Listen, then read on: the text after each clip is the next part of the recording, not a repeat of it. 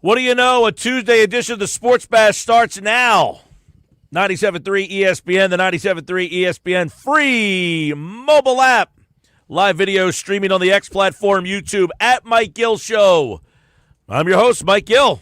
Ha-ha! What a coincidence. The guy's name of the show is the same as mine. Josh Eddings producing today's show. You out there. So, where are you with this Eagles team right now? Feel good? Indifferent? About what you thought? Not what you expected? Let's dive into that because I definitely want to get the temperature of Eagles fans out there. Do you feel good about this Eagles team? Do you feel like this is what you thought this season would be? Coming off a world championship, Super Bowl champions, entering the next year. When you entered this year, did you think that this team was going to be where they are right now? 5-2, playing the Giants, getting ready for the bye week. Let me know. 609-403-0973. 609-403-0973. Text board always open throughout the program. I certainly don't think this is the way that many of us saw this season going, but is their record where you thought it would be? You know, you might have said, hey, I saw them at 5-2, but this isn't how I saw them at 5-2. So what does that mean for the big picture? Like, if you said, yeah, I saw them at 5-2, but this is nowhere near the team that I thought, is that a good thing or a bad thing? I'm not sure how to read this team right now. I don't really know which way to go with this team. Do I feel good that this team is growing? Do I feel like, yeah, they're 5-2, which is about what I thought? Let me see. Let me try to go back to, I think I had them beating Dallas. I think I had them losing to the Chiefs, probably beating the Rams, maybe losing at Tampa, beating Denver, beating the Giants, beating Minnesota. So, yeah, I probably had them at 5-2, just a different way. I think I probably had them losing to Tampa and losing to Kansas City. Like losing on the road at those two games, probably saw that. Probably nobody in their right mind had them losing to the Giants in any way, shape, or form. So you probably had them at 5-2. You just have them a different route to 5-2. And quite frankly, beating the Chiefs and beating Tampa Bay is more impressive than the way that we saw it, right? Like, we had them losing to Kansas City and Tampa Bay. No, they beat Kansas City and Tampa Bay. So are they better than we thought? Not as good as we thought? I don't know what to make of that. What do you guys make of it? 609-403-0973. Fangio and Petula spoke today. Oh, by the way, Brandon Graham's back. The worst-kept secret ever. Brandon Graham is back. He announced today on his Philly podcast, Unblocked with Brandon Graham, that he would be returning. And the reason he said he's returning is basically because he didn't want to retire to begin with. The team, he acknowledged, did reach out to him before the season started and asked him to come back. He said he wasn't ready. Then they went out and got Zadarius Smith. When Zadarius Smith retired, he saw the opening. They called him. He said, I'll do it. Let's go. Brandon Graham is back. How do we feel about it? Listen, I'm all for Brandon Graham coming back because they need that there. Am I going to put my eggs in the Brandon Graham basket that he's about to save this team? No, he's a 37-year-old pass rusher. Those things don't generally go well. See Robert Quinn. Those guys are even 37 years old. Like, Brandon Graham is an all-time Eagle. I've said all along, the strip sack is the greatest play in the history of the franchise. That being said, Brandon Graham was never an elite player in this league. It's not like, you're getting Reggie White back. You're getting a guy who's always kind of just been, I don't want to feel like I'm being like downplaying Brandon Graham, but Brandon Graham is never an elite pass rush guy. He's kind of like, I don't know. Good, not great. Is that like, I don't want to make it seem like I'm blasting Graham because I love Graham. He's like one of my favorite players of all time for the Philadelphia Eagles. I think he is the biggest play ever. But even at his best, he wasn't like an elite pass rusher. His best season ever, I think he had 11 sacks. And listen, he's not only here to sack the quarterback, he's here to help stop the run and set the edge and be a leader in the clubhouse or the locker room. They don't call it a clubhouse in football.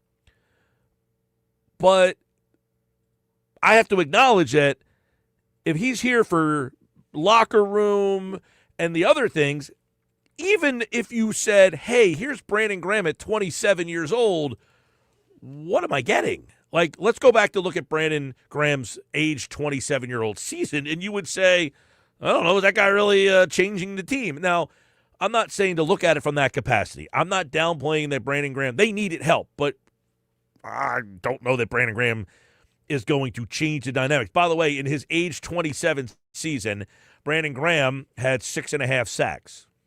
Now, sacks isn't the only thing that we judge players on. His best year was probably a couple of years ago. He had 11 sacks in 2022 when he was 34 years old. At 31 years old, he had 8.5 sacks. At 29, he had 9.5 sacks. Those are like some of his best sack years that he ever had.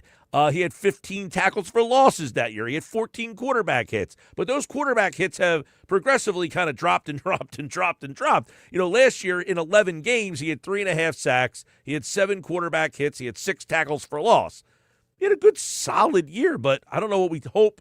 I don't know what we hope we're getting from Brandon Graham. That's all I would say. I'm not blasting them for signing Brandon Graham. I'm just saying manage our expectations with Brandon Graham. Fair or unfair? 609-403-0973. 609-403-0973. All right. So expectations met, as good, not as good. Where are we with this Eagles team? Right before the bye, they're playing the Giants this weekend. This has got to be a win, by the way. Like, you got to beat this team. We cannot be talking about getting swept by the New York Giants. But, as I said, I probably had them at 5-2 at the start of the season. They're 5-2. I probably had them losing to Kansas City and Tampa Bay. They beat Kansas City and Tampa Bay. So what does that mean for where this team is? Well, I think it means that the Eagles are that if you would have told everybody this is how the season went back in July, everyone would be like, cool, great. But the problem is through the course of a season, through the emotional roller coaster that we all go on as fans, instead of looking at 5-2 as a great, we're doing good, we look at it as, yeah, but we could have been better because of X, Y, and Z. And so we get back into the old bad habit of, I'm handing you a bag of money, I'm complaining it's too heavy. Well, I think it's fair to say I think they were going to be 5-2, but this isn't the 5-2 that I thought, and then reassess. Well, what does this 5-2 mean next to the 5-2 that I thought?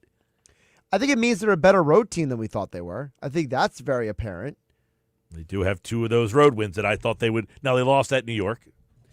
They did, but I think most people coming into the year, like you, would have said they're going to lose at Kansas City, they're going to lose at Tampa, because they always lose at Tampa, right? Mm-hmm. But they win those 2 games. So now it does make the Broncos and Giants losses a little more perplexing, but you also might look back at it later in the season and be like, hey, maybe that was just a blip in the radar that they needed to kind of hit the reset. If in a big picture, if they go off and rip like, whatever down the stretch here, you figure, what are they, 5-2 right now? They're 5-2 right now. So let's say they win 9 of their next 10 games. Yeah, and if you look back and they have 3 losses on the season, you're going to just kind of look back at those 2 games and say, well, they really grew from those games. Yeah.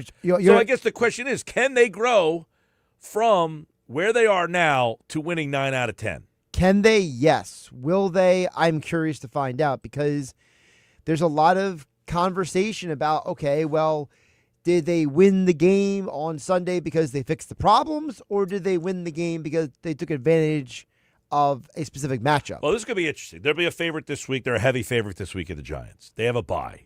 Monday night, they're on the road at Green Bay. They going to be an underdog in that game? It's a good question. I mean, I would assume that they wouldn't be, but I don't think they'd be like a heavy favorite. How about maybe this? Like a 1.5. How about this stretch coming out of the bye? At Green Bay. Yep. Number 1 seed right now in the NFC, right? I think Green Bay is, right? They have 1 loss. Well, they also have a tie. Yeah, with the tie. This is where people always with these ties. They don't do anything except for help. The tie never hurts you. It always helps. Because they have a tie, they only have 1 loss, which means all the 2-loss teams are behind them.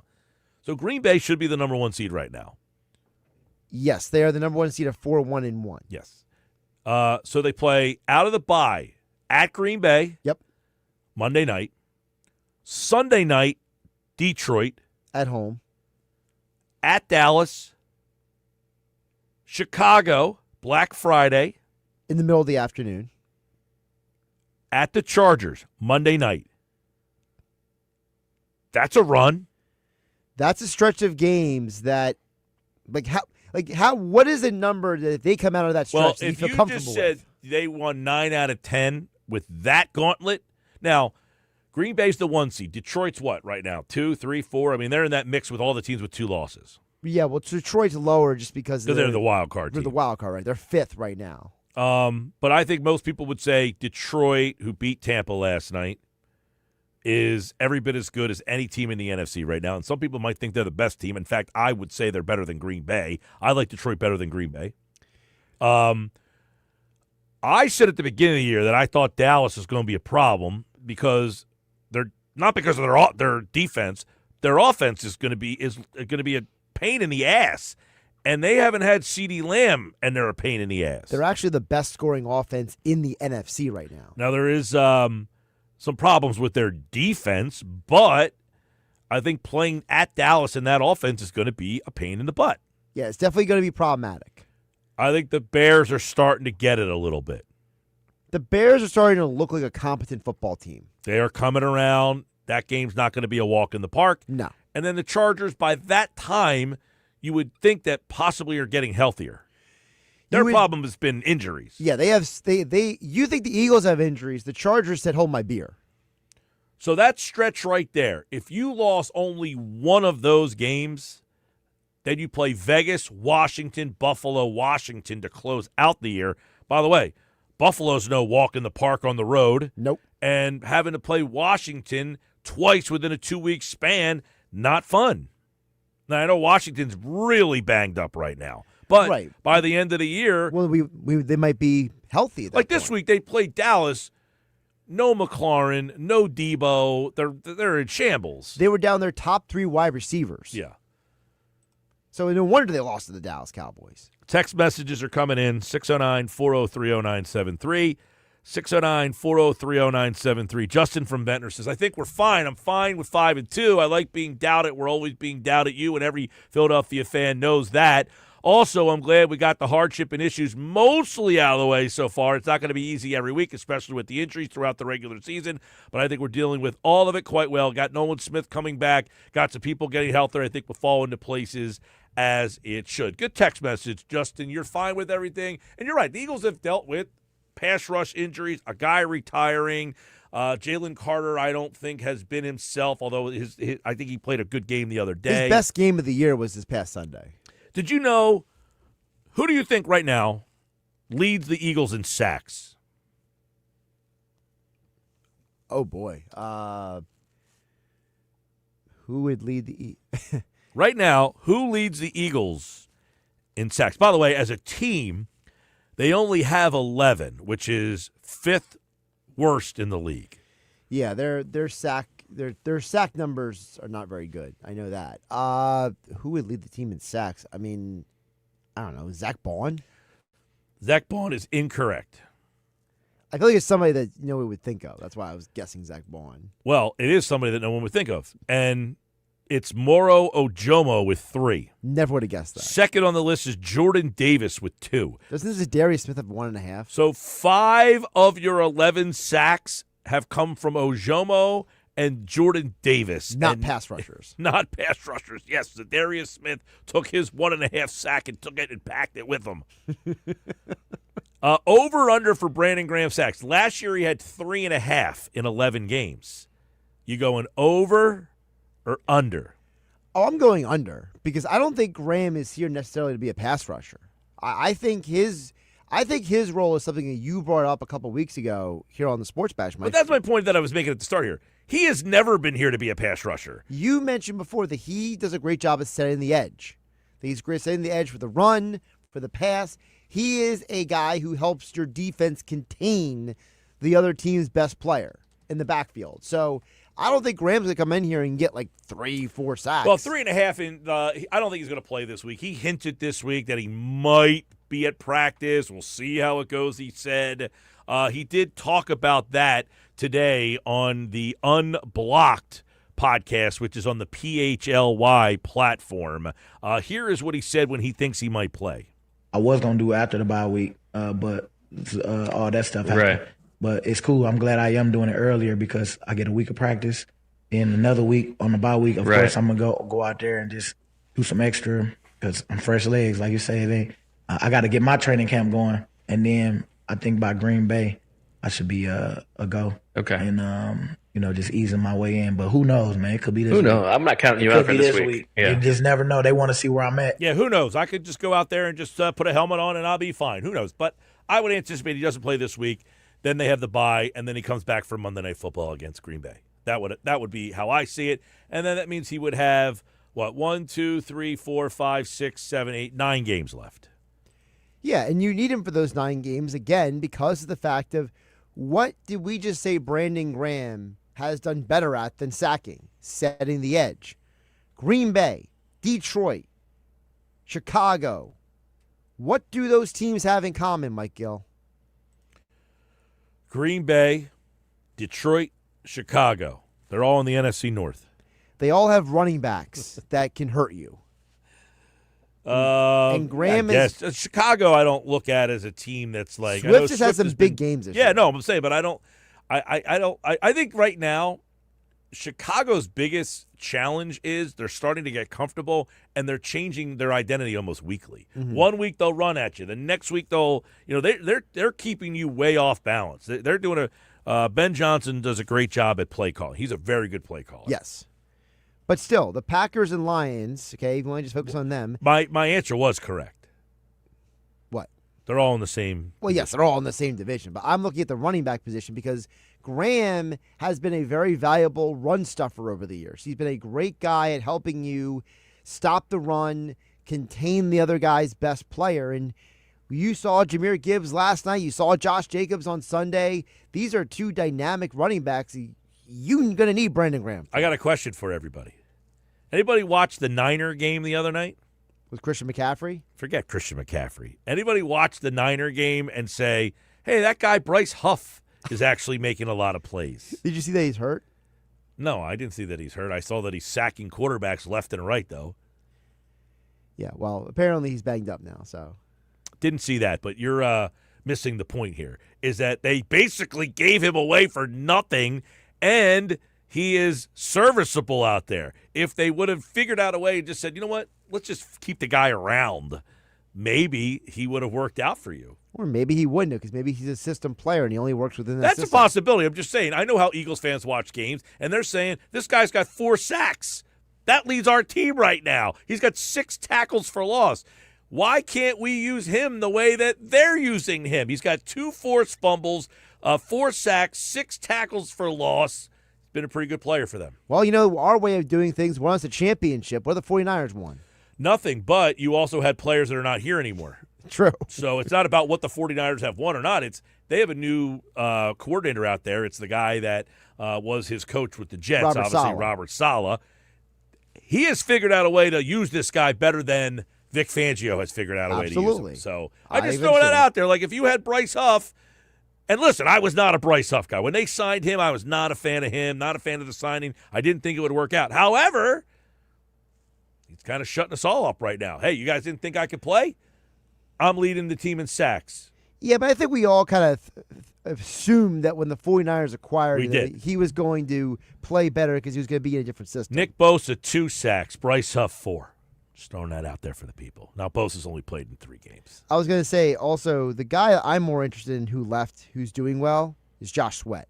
Josh Sweat has what? 5 sacks. He has 5 sacks. He also has 7 quarterback hits as well. So and Milton Williams, by the way. Check him out. Milton Williams doing good. Milton Williams. Now, listen, those guys got paid an inordinate amount of money. Yes. Like, I don't know that you could justify paying either one of those guys. Definitely not Milton Williams, because you got to pay Jordan Davis and Jalen Carter at some point. How many I know Sweat had 5 going into last week. I don't know if he got it. He still has 5. I just looked it up, yeah. So he had 5 going into the game last week. He didn't get any last week. Milton Williams has been very good for New England. Yeah, and the stats don't show the whole story because obviously D tackles don't always get big stats. But Milton Williams, 3.5 sacks. But more than the 3.5 sacks. If you watch the Patriot games, he is wrecking havoc havoc, Mike. Well, Moro Ojomo, his replacement, does have the team lead in sacks. So at least they've gotten some sort of pass rush. Now, that doesn't mean, Milton Williams is just all over the place for them. Yeah, you lost. They brought Brandon Graham back. He was part of the team last year. He had 3.5 sacks. You had Milton Williams. You had Josh Sweat. The three of those guys combined, you lost about 17 sacks last year. When Graham retired, Sweat and Milton Williams left, you lost 40% of your pass rush from last year. Cole from LBI says the Eagles are just missing their run game, and it's exposing the pass game's reliance on big plays.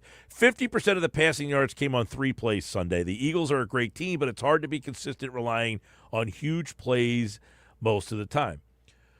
They need to get the run game. I'm not going to argue with that. I will say this. I do think that you could be a big play offense with the personnel they have. We just act like, well, you can't have big play. Yeah. When I have A.J. Brown and Devontae Smith, I can be a big play offense. I can take more shots down the field than your team. Well, it's like the whole conversation with the Phillies this year, right? It was the Phillies are a team that depends on hitting home runs at times. Well, when you have home run hitters, you can do that. It's when your home run hitters are not hitting home runs, that's when it's a problem. So you can be a big play offense with the Eagles if you're getting the ball to A.J. Brown and Devonta Smith. The Eagles have to want to be a big play offense. Correct. They have to then say, you know what, that's who we are. That's our identity. We're a big play offense. We're going to take more shots down the field than you are. To do that, though, I do agree with what Cole and LBI said. They got to have to mix in the run and be better at it. Because that's how you'll be able to be a big play offense. But can they be better at it?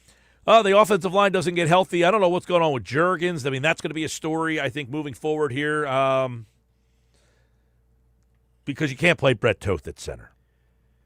Dude, I'm so done with Brett Toth. I never want to see that guy again. I'm tired of it. I don't understand.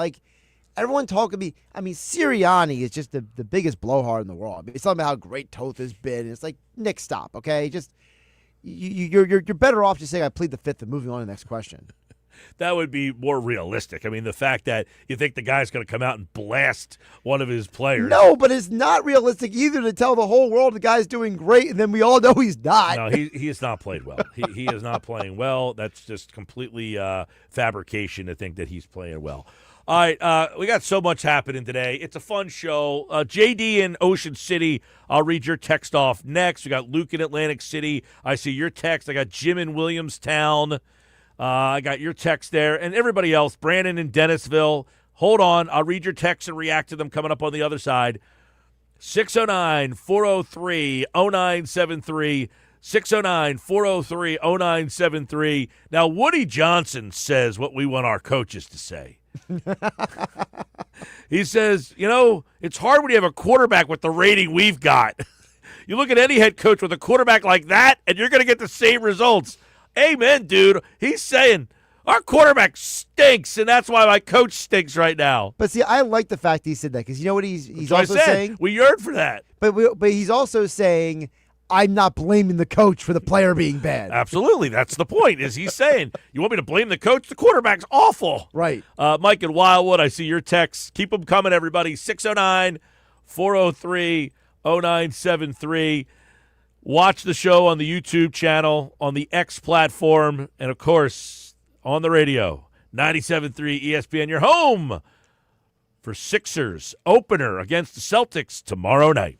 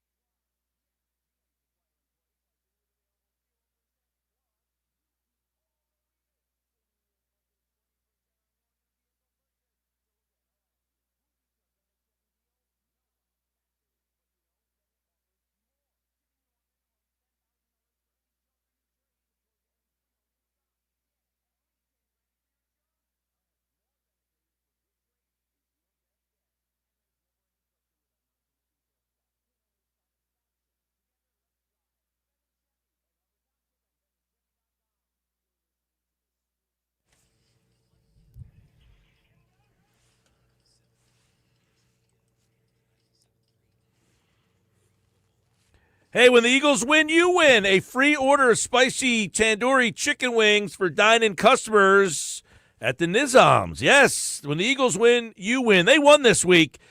Tell them, hey, Birds won. I want my chicken wings, spicy tandoori chicken wings at the Nizams. They also have a great lunch buffet Friday, Saturday, and Sunday. They got a great banquet space. You have a big old party. You want to have 100 people. They have private events and celebrations, private room. Stop out to the Nizams, Egg Harbor Township. I'm Mike Gill. This is the Sports Bash Live, 97.3 ESPN, the 97.3 ESPN free mobile app, live video streaming on the X platform, YouTube at Mike Gill Show. Subscribe, watch the show on YouTube, comment on X and YouTube, or text 609-403-0973. We got a lot of text messages. Dan in the HT, Eagles are bottom 5 in the NFL of salary spent on defense. They do have a lot of young guys over there. But, Dan, that's a misleading number.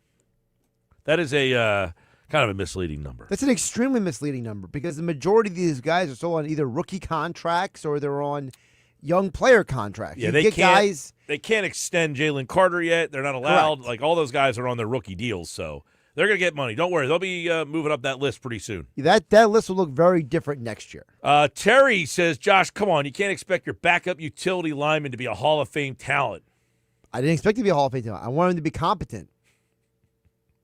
I would agree. He's not great, but he certainly should be playing center. Philadelphia has a long history of backup offensive linemen who have played well. We saw Fred Johnson do it last year. Years ago, Stefan Wisniewski did it. Isaac Seumalo became a starter because of it. They got a job somewhere else. Remember Halapuli Vaitai? That guy helped you win a Super Bowl. Like, Philadelphia has a history of backup offensive linemen who have helped you. Brett Toth is not on that list. No, he's not up to snuff of the backup offensive linemen that have come in Correct. and succeeded here. So, Terry, -2 points for you. Jim in Williamstown says, seems like conventional wisdom tells us the game is won and lost on the O and D lines. We have all heard that and believe it. Apparently, the team did not buy into that. They let go too many pieces on both sides. That, I think, really shows. Well, let's dive into that one a little bit. You're right about that. The O-line and D-line, that's what the Eagles believe in. So you're saying apparently that they do not buy into that. That is not accurate. They do subscribe to that. Here's the problem. Milton Williams got paid way too much money. So, Correct. Jim, nobody could bash them for letting Milton Williams go. Josh Sweat got paid an inordinate amount of money for what he brought to this team. Correct. So both of those guys, while, yes, I think the Eagles wanted to bring them back, it just wasn't really justifiable. And by the way, same thing goes with Becton. Becton was offered a contract at Philadelphia. Philadelphia felt that Tyler Steen was good enough to take over for Becton, and they didn't want to give Becton that money. They didn't want to give Becton the money, and they've had Steen, who had played and performed when called upon here. Right. The rest of the offensive line, Jim, is the same. Mailata was here last year. Dickerson was here last year. Juergens was here last year. Lane Johnson was here last year. So 4 of the 5 guys and Steen played a lot last year. So they did think that they had a good offensive line. The problem is Landon Dickerson is banged up. Juergens, I don't know what's going to happen with him. I mean, there's a possibility that he misses a significant amount of time. Right. He might not play at all this Sunday. And so it's not that the Eagles don't value the trenches. The Eagles do value the trenches. It's just that there was a miscalculation and there was a misjudgment when it came to evaluating the depth behind the starters. Well, not only do they value the trenches, Jalen Carter, drafted. Jordan Davis, drafted. First-round picks. Both first-round picks. Nolan Smith, drafted. First-round pick. Jalix Hunt, drafted. Third-round pick. I mean, they put a ton of draft capital into that very position. The same thing with the offensive line. Lane Johnson's a first-round pick. Steen was a third-round pick. Dickerson's a second-round pick. Juergens is a second-round pick. Jim, -2 points. Brandon in Dennisville says, I'm expecting the Eagles to be 6-2 or 7-1 going the bye with the potential losses coming to the Bucs and or Rams. I was never expecting a home loss to the Broncos or the disgusting loss to the Giants.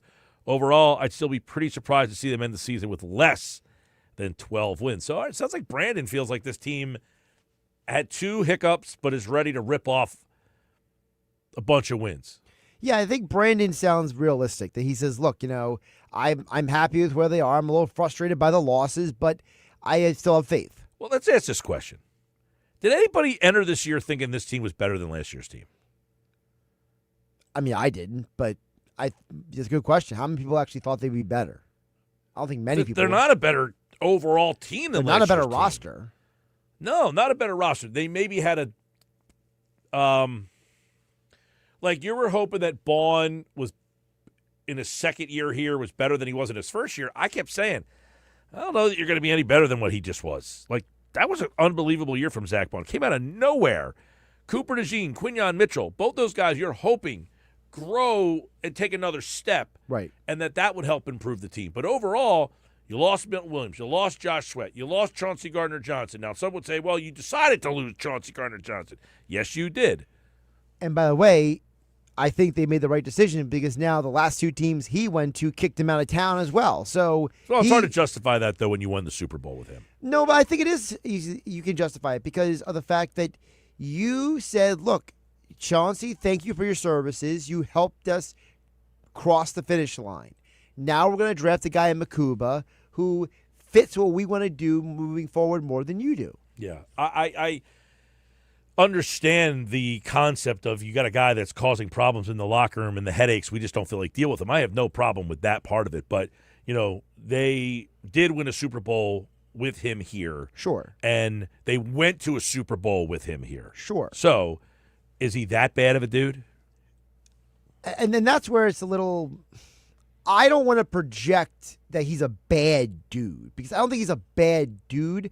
I think he's a very immature dude who has a disconnect with reality. Yeah, listen, I'm not advocating for why didn't they keep Chauncey Gardner-Johnson. They drafted Drew Makuba. He seemingly is a playmaking type of guy. He's going to make mistakes. He's young. But I have no problem with what the safety position looks like without him. But you're not better. No, but to me, the bigger loss wasn't GJ. It was the corners because – when you let Slay and Rogers walk, you made the gross miscalculation that Keely Ringo was ready for this moment, and he obviously is not good enough. They also lost Darius Slay, their decision. They could have brought him back theoretically. They could have. To me, the Rogers bringing him back would have made more sense than signing a Dory Jackson. What was the deal that Darius got? I'll pull it up. I thought it was $8 million. Could you have spent $8 million to bring Darius Slay back for a one-year deal? Because everybody's talking about Rodgers. The problem with Rodgers was always they didn't want to give him 2 years because I don't think they viewed him as a starter. So Slay got a one-year deal. It's worth up to $10 million, but it's $8 million guaranteed. So would that have been the better route to go? It's just say, you know what, we'll sign him for one more year. Well, Slay has looked okay in Pittsburgh. And I'm not with that. Well, same thing. You're saying Slay looks okay in Pittsburgh, but Bryce Huff looks good. Well, I can't judge that.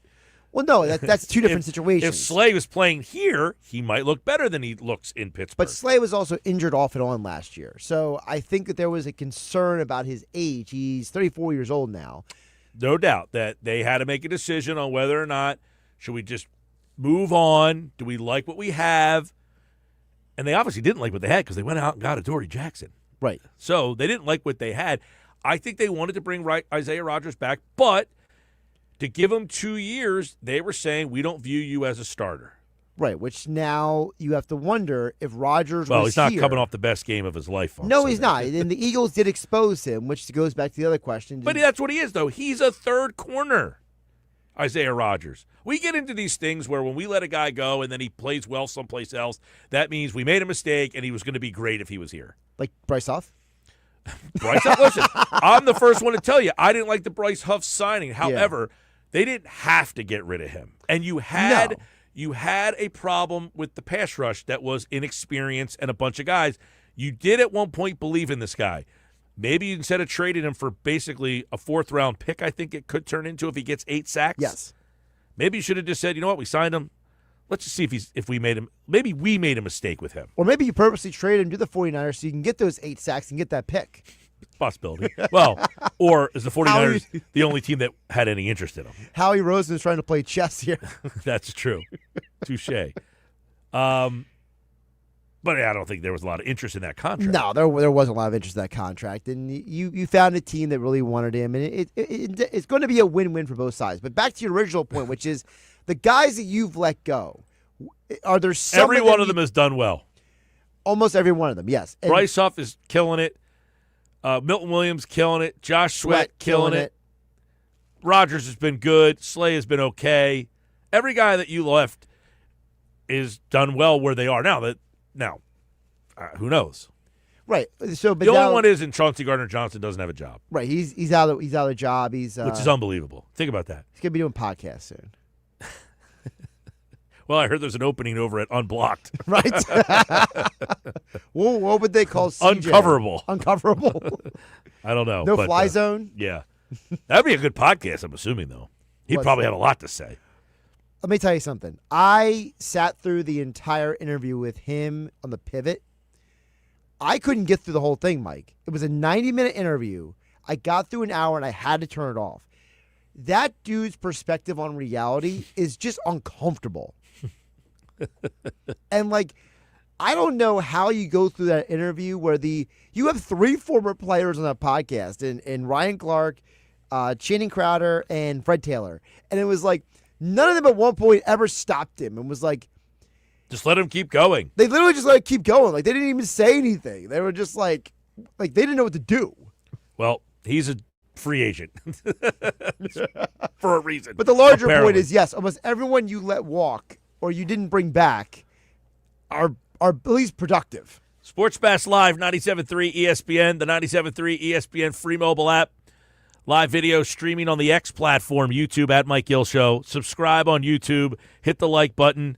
Post, comment. You can comment on the YouTube channel. Very easy to do. You can text on your phone, 609-403-0973. Coming up, Jeff Kerr, CBS Sports, covers the Eagles. Brandon Graham is back. What does it mean for this Eagle defense? Also, when we come back, what'd you watch last night? What did the TV do? How did you have the TV set up last night? Because I'll tell you the way mine went and what stood out to me, and that's coming up next.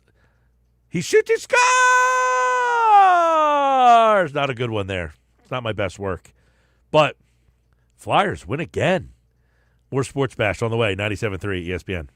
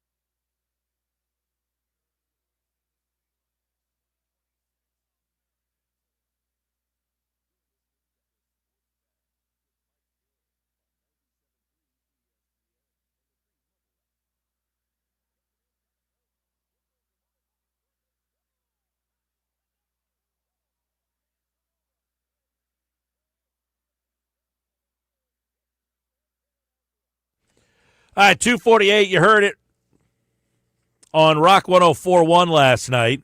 The Flyers with the win over the Seattle Kraken. 5-2. It is the Flyers' second straight win, 3-2-1 on the season.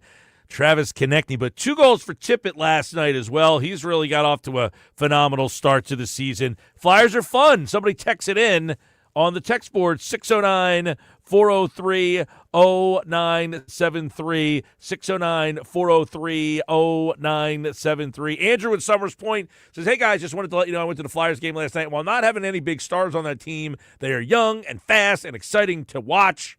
You also got to meet up with former Flyer Joe Watson for a nice cold beer. Thanks, Andrew. Andrew Summers Point, always a good texter. Listen, the Flyers game was certainly a lot more interesting and more fun than the NFL game last night. So I was on Flyers, Monday Night Football. Yep. I got to tell you, though, the winner of the night, that baseball game was epic.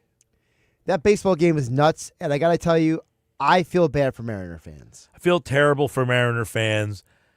I feel like that was their moment, and they couldn't get across the finish line. The feeling of like you now have to go through a whole season again, and that team has never been to a World Series. Never. 3-1. They're winning the game. They take the pitcher out, and the guy serves up a 3-run homer, essentially to lose the game. Yeah, and I heard somebody joking last night that the George Springer home run reminded them of the Joe Carter home run. Well, I mean, the whole thing of bringing the pitcher that they brought in, they're like, well, why didn't you bring in the closer at that spot? I mean, Right. This is the biggest moment of the season right here. Literally the biggest moment of the season. And by the way, George Springer, clutch hitter in the postseason. Big time. My takeaways, though, are this. 1, the Blue Jays just won with Sir Anthony Dominguez and Jeff Hoffman closing that game out last night. Dominguez pitched earlier in the game through an inning, through 7 pitches, perfect inning. Hoffman, who threw 32 pitches the night before, came in last night and struck out the side. You essentially decided to keep sign Jordan Romano over Jeff Hoffman. Correct. So then you went and signed David Robertson for how much money? $8 million. What would the team have looked like if Jeff Hoffman was the guy that came in the 6th inning instead of David Robertson? Now, I know the retort could be, well, he stunk last year in the playoffs against the Mets, which would be accurate. He was not very good. But that guy came in, and he didn't have a great year this year. He was up and down. He was kind of a roller coaster. But he was their closer. If the Phillies would have had him and could have moved him into the Robertson role, where he was much better. Now, last year with the Phillies, he was not in the Robertson role. He was kind of a closer, and then they got Estevez, and then he, so yes, I get it. He was not great last year. But seeing him strike out the side definitely was like, dude, you had a guy with a power arm who could strike guys out, and you let that guy go. And then you signed David Robertson for a boatload of money to pitch half of a season. Now, I don't know. How many years did Hoffman end up getting? 3? I thought it was 3. Let me check. And he had some medical issues. A couple teams tried to look at him. They wouldn't sign him because of some medical. So neither here or there. But that was my one takeaway there. My other takeaway was this. On Sunday night. 3 years, $33 million. 3 years, $33 million, which is a decent amount of money. He got paid over $10 million a year. Yeah. So my other takeaway is from Sunday night. Toronto's down 3-2 in the series. What do? They pitch a kid who started the year at single A. He's 22 years old. And then you know what they said? This guy's starting Game 6 of the American League Championship Series. Because we need him. Because he's our best option. Like, if the Phillies would have just taken a chance to look at one of their young guys, who knows how this would have been different. Again, it goes back to the whole concept of when you had the 2 call-ups on September 1st, you could have called up Crawford and Painter and just said, hey, guys, we're going to call you up here, just see what happens. It is so frustrating, the amount of young players that are helping teams in their Red October runs. I mean, the Brewers, who are out, I get it.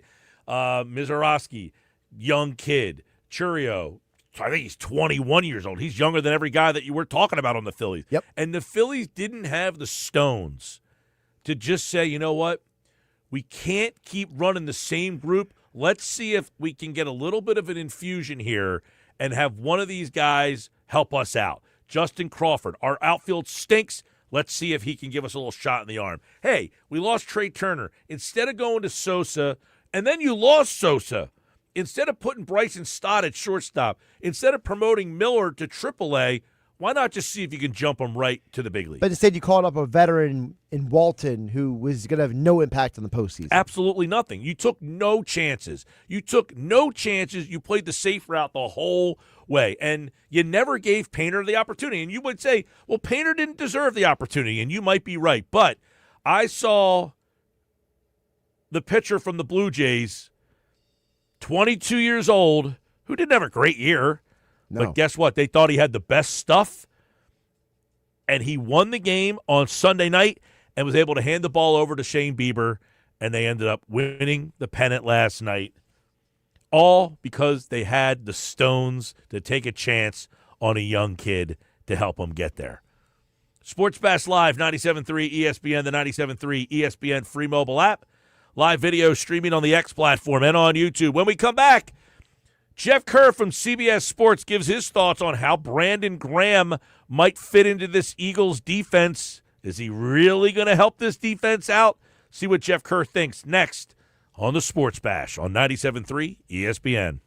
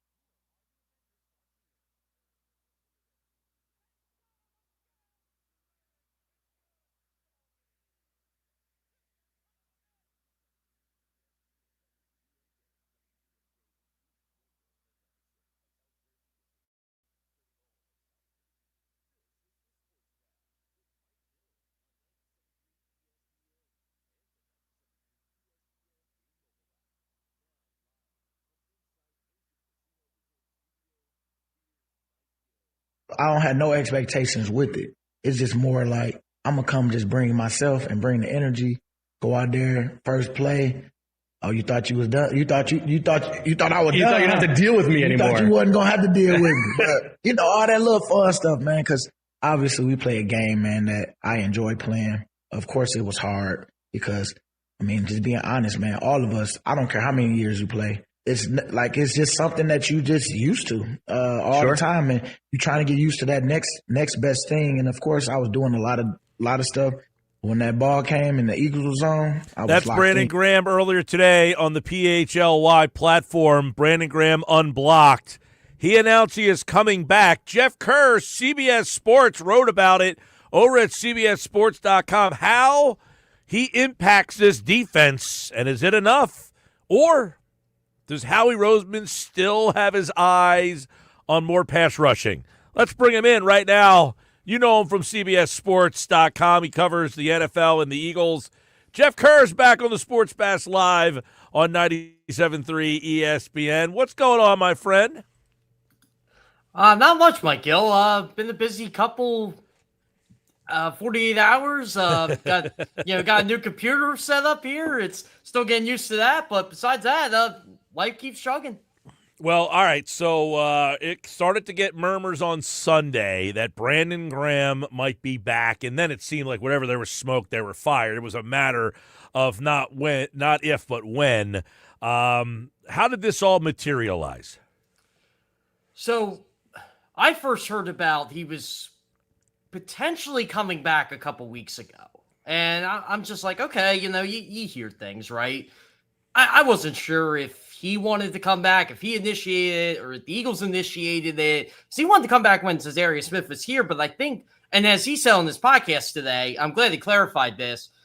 If the door was open, he was going to take it, I guess. And they didn't need him when they had Zadarius Smith. But then when you're getting injuries piled up and Zadarius Smith abruptly retires and his lockers opened up, I'm like, maybe BG's going to come back. So, talk to some people, and a lot of stuff broke out Sunday that he was contemplating a return. And, I still kept talking to some people, and I was told Monday morning, they said, hey, guess what? He's going to announce it Tuesday. He's going to announce it on his podcast on Tuesday morning. And I said, I got to break that. I hate to ruin BG's moment, but he had that when he retired. Yeah, well, he had said he did not want to retire. He basically said that I didn't want to retire, but they didn't really think they had a use for me. Do they now? How do you, I said this at the beginning of the show, this isn't a slight on BG, but he is not noted as some elite pass rusher. Even at his best, he wasn't an elite pass rusher. He's kind of a mix of everything. He's good against the run. He pressures the quarterback. But do you see that Brandon Graham at 37 years old, coming in halfway through a season, is going to have an impact on this defense? They need bodies right now, right, Mike? Look who is going to line up at edge rusher on Sunday. You got Jalix Hunt's healthy. Jahai Campbell's starting to play more snaps there because they don't have enough depth.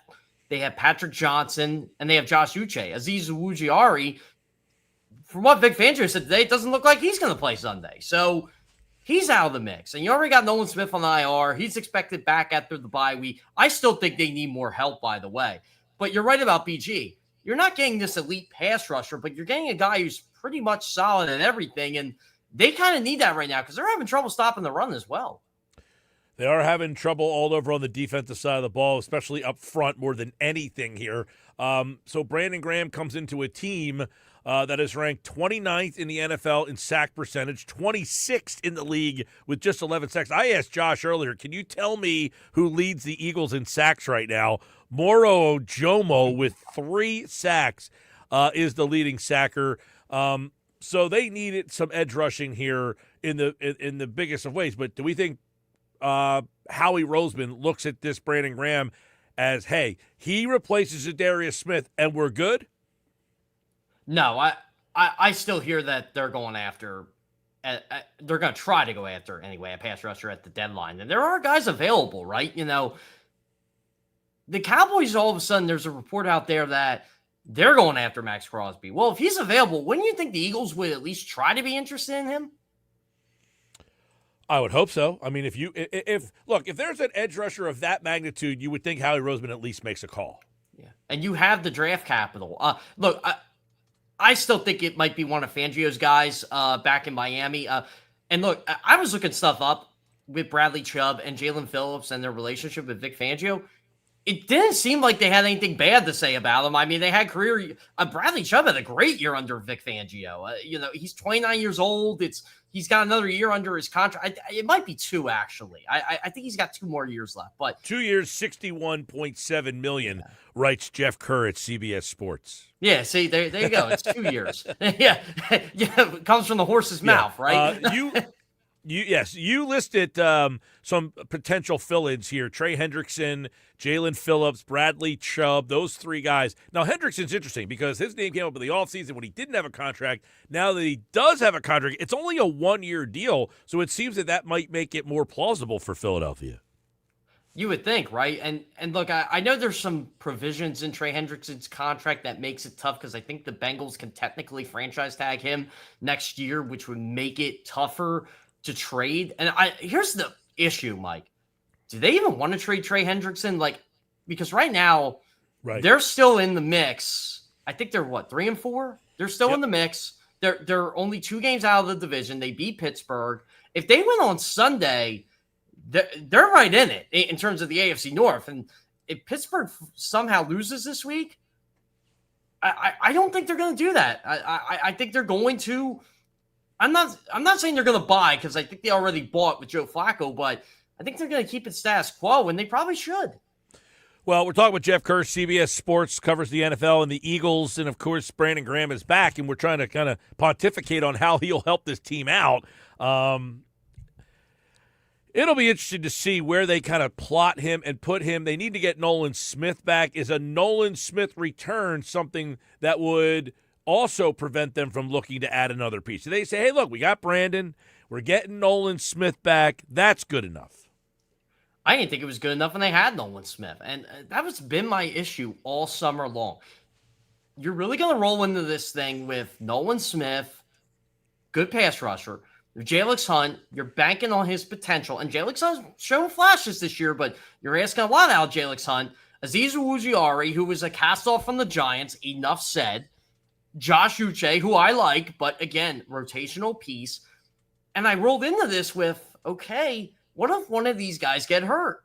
Then you're stuck. Well, they've had Agbo, I can never pronounce his name. Yes. He got hurt. Agbo, I can't even say it off the tip of my tongue. But he got hurt. Nolan Smith got hurt. Zadarius Smith abruptly retired. I guess he just figured he didn't want to do it anymore after 5 weeks.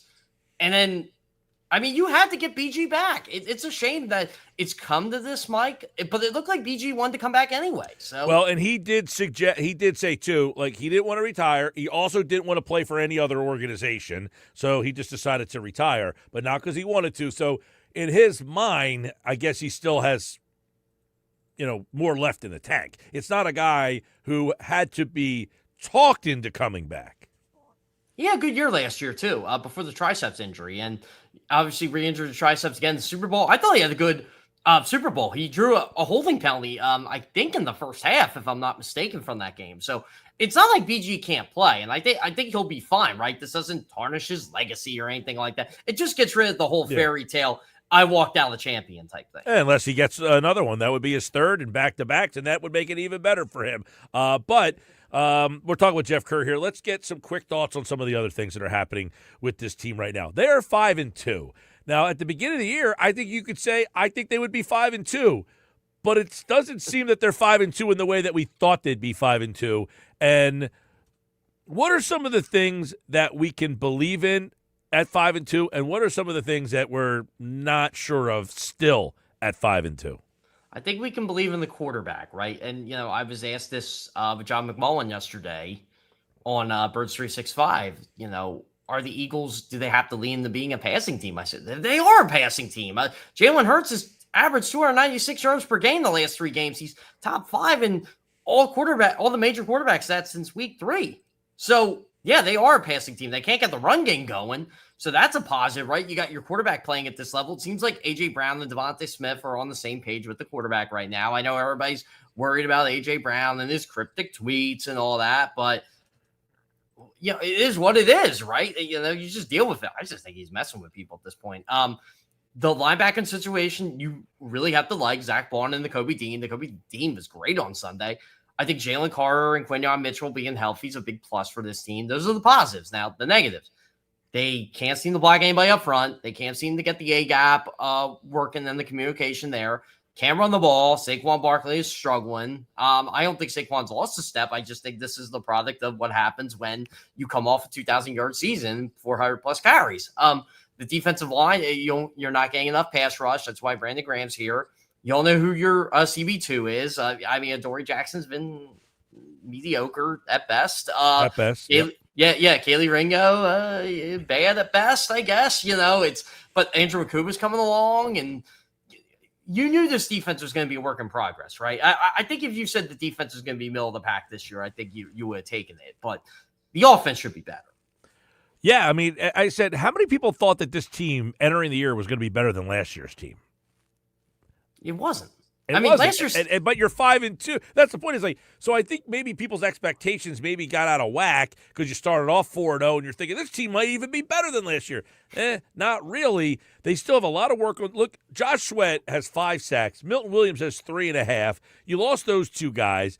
Then your pass rush, you also lost Brandon Graham. So you lost 17 sacks from last year's team. Those guys are producing where they are right now. And your guys, Jumbo has filled in fine for Milton Williams. But you just have no pass rush at all in terms of getting to the quarterback. Now, you can make an argument that they got to the quarterback Wentz on Sunday. They didn't sack him a whole heck of a lot, but they caused him to make some mistakes. So it shows you how important that pass rush has been and is to this defense. They had 2 crucial sacks in the red zone, too, that really changed the course of the game. That Josh Uche sack was great.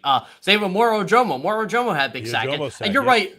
Yeah, and you're right with Milton Williams. You know why no one talks about Milton Williams? Because you kind of knew he was going to leave anyway. You still have Jalen Carter, who you got to pay. Jordan Davis, who I'm assuming they're going to pay. I mean, Jordan Davis is fine, right? He is what he is. But Moro Ojomo has been great. You had so much depth at defensive tackle going into the season. You had to trade Thomas Booker away, and he's starting for the Raiders right now. So it was edge rush that they just avoided. And I thought maybe that's why they would bring Josh Sweat back. And, Jahai Campbell can play the edge. I think he's fine. But, again, it's a new position. And Vic Fangio alluded to that today. You're going to need more. You're going to need some more help. There was a guy on Sunday night sacking the quarterback. He was not fit in the system. I'll just say that. I agree. It's just funny. Even he's gone elsewhere and now has 4 sacks. Bryce Huff is who we're talking about there. But, yeah, the Eagles just did not find him to be a fit in the system. A couple quick things. Offensive line is a problem. What's up with Juergens? Is that fixable? You can't play Brett Toth at center, right?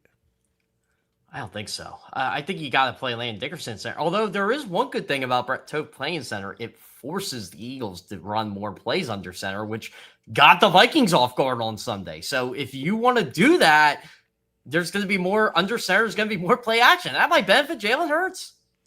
It benefited them in the second half for sure, right? By the way, don't you think we got to give Kevin Patullo a little bit of credit for his adjustment in that game? I said yesterday, and people were saying, you can't be a big play offense. I said, if that's what your identity is, of taking shots down the field, if you have the personnel to do it, the thing is to sustain that, you have to be able to run the ball. So I give them credit for acknowledging we could take some shots down the field in this particular game. The matchups are there for you. Got A.J. Brown one-on-one with Isaiah Rodgers. I mean, come on. He used to beat him in camp. That's a mismatch of epic proportions. So, yeah, you take that shot down the field. And then, of course, Devontae, I think I saw your tweet. He's like 5th in the league in receiving yards. Who knew? Yeah, who knew, right? And, he's one of the – and, again, I've been trying to tell people this. Passing's down across the board. Like, you watch the NFL. I watch the NFL. It seems like running is up and passing is down, but the Eagles can't run.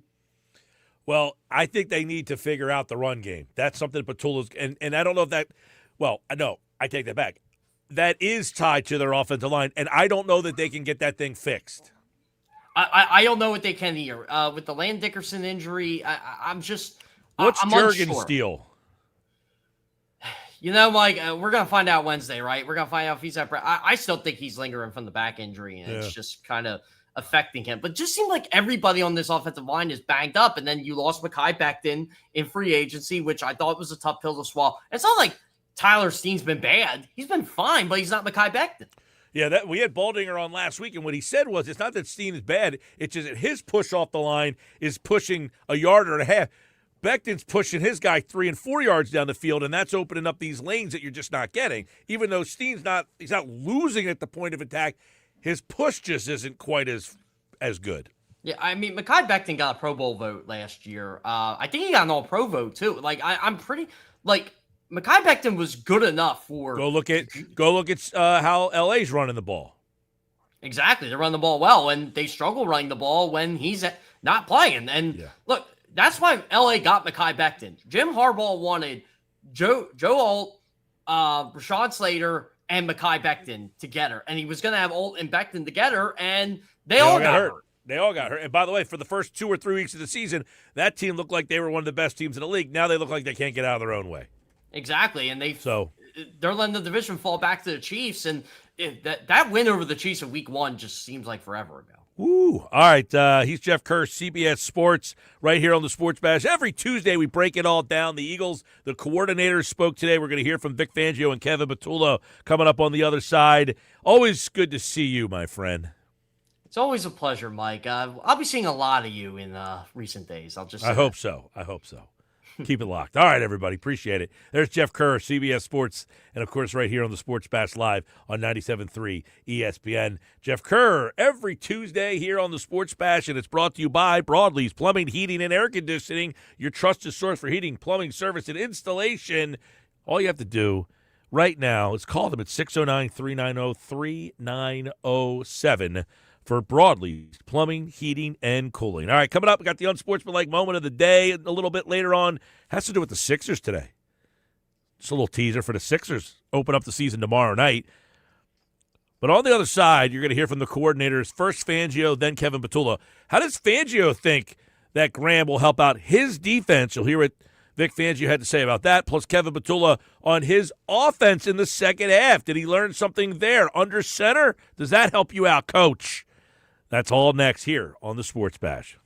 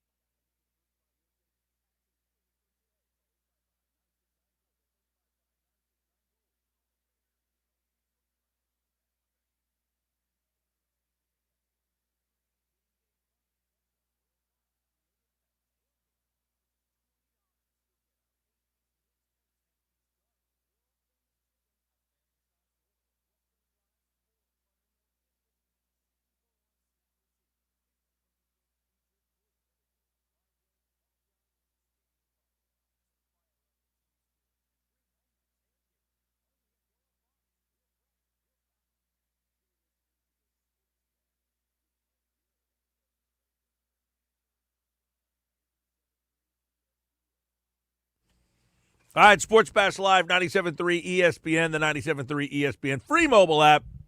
Live video streaming on the X platform and on YouTube at Mike Gill Show. We got Vic Fangio in just a moment here, asked about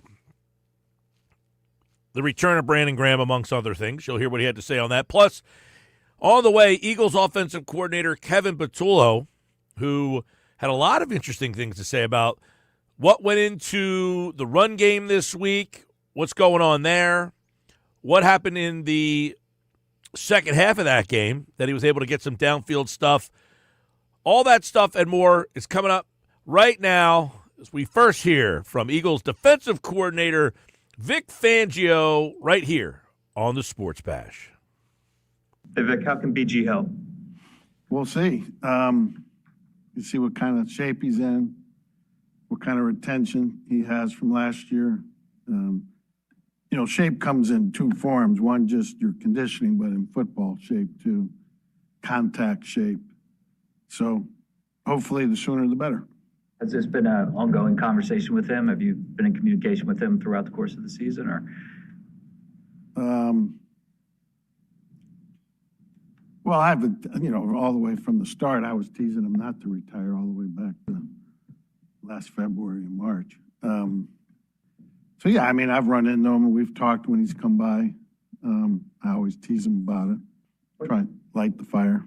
With the retention part, your experience with him last year, does that give you confidence that it's going to be pretty good? Or is it does. It does. Vic, what's your assessment of how Jihad performed off the edge this week or last week? I think he performed basically like I thought he would. It's new out there, and particularly, the packages he was going up there earlier were different than this past game. So there's a lot to learn. There's a lot to get comfortable with. The more he's up there, the better he'll get at it. How will Brandon's addition impact the other edge rushers? Will he carve into some of their snaps in the rotation, you think, early on? Well, yeah, he would if once there's only so many snaps. Yeah. You answered your own question. Well, Vic, Jacorian's eligible to play now. Do you anticipate having him next week or Sunday? And when he is healthy, when he is playing, what kind of role do you see for him? Again, that will be determined by practice. He hadn't practiced. You can't practice when you're on IR. So once we open up his window and get him on the practice field, see where he's at, I can answer that better. But obviously, he's a guy we'll take a hard look at. For somebody coming out of retirement, was kind of a realistic expectation of how many snaps they could offer you? I don't know. Now he's coming out of retirement, and he's older. But when I was in Chicago, we traded for Khalil Mack, who had missed the entire training camp, and the fatigue police said, "Hey, he can only play about 22 snaps in this game." Because we got him the week of the first game. And I said, okay, he played about 45, so. I don't know. The way you use the linebackers. What's that? What factored into the way you used the linebackers in this game, and having Nakobe fill the role he did, and Jihad play the way he did? Yeah, I just wanted to get Nakobe in there in spot duty. The plan was base for Nakobe. Then you never know how much base you're going to get in a game. And then we played him some in nickel too, and I think he got about 30 plays,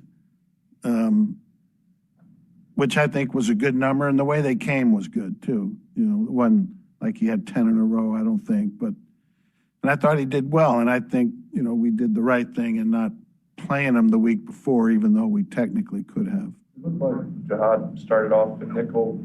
Was that an in-game shift, or was that the plan? No, that's just what I said. Kobe was going to play base, Jihad was going to play nickel. Why was that the right decision not to play him the week before? Because you didn't have enough practice. Practice is important. And it would have been negligent on our part to put him out there without practice.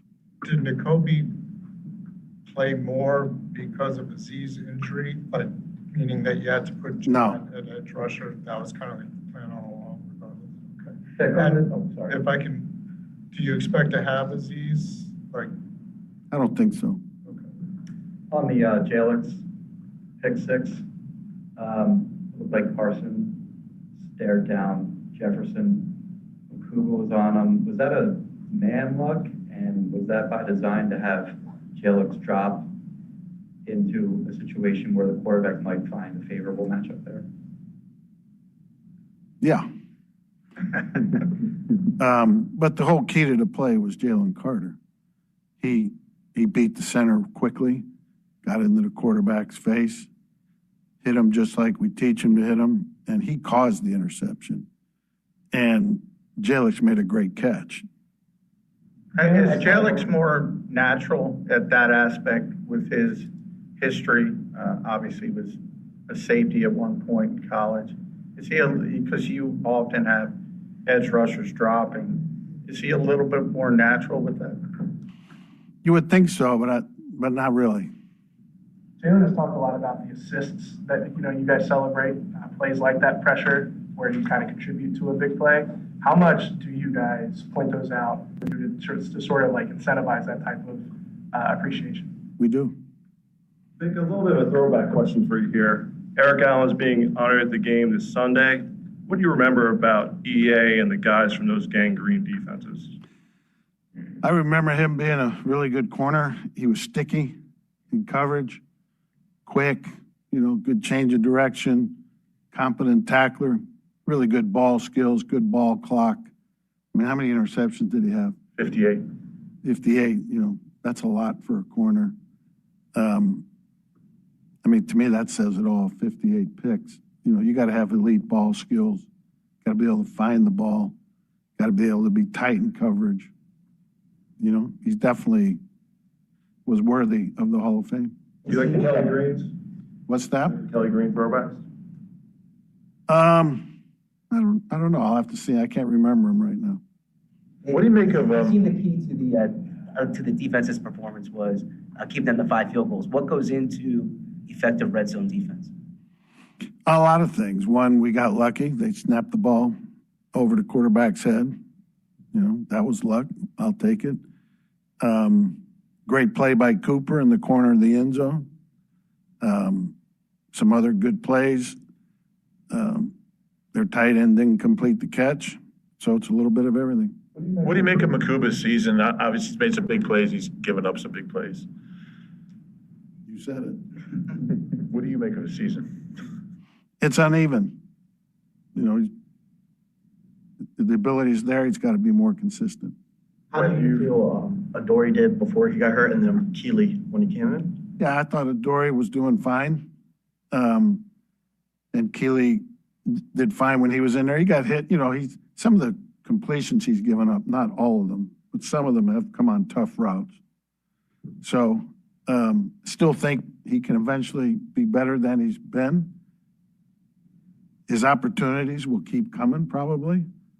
And hopefully he'll turn the corner. Given that situation, is there a chance Jacorian can get in the mix this week?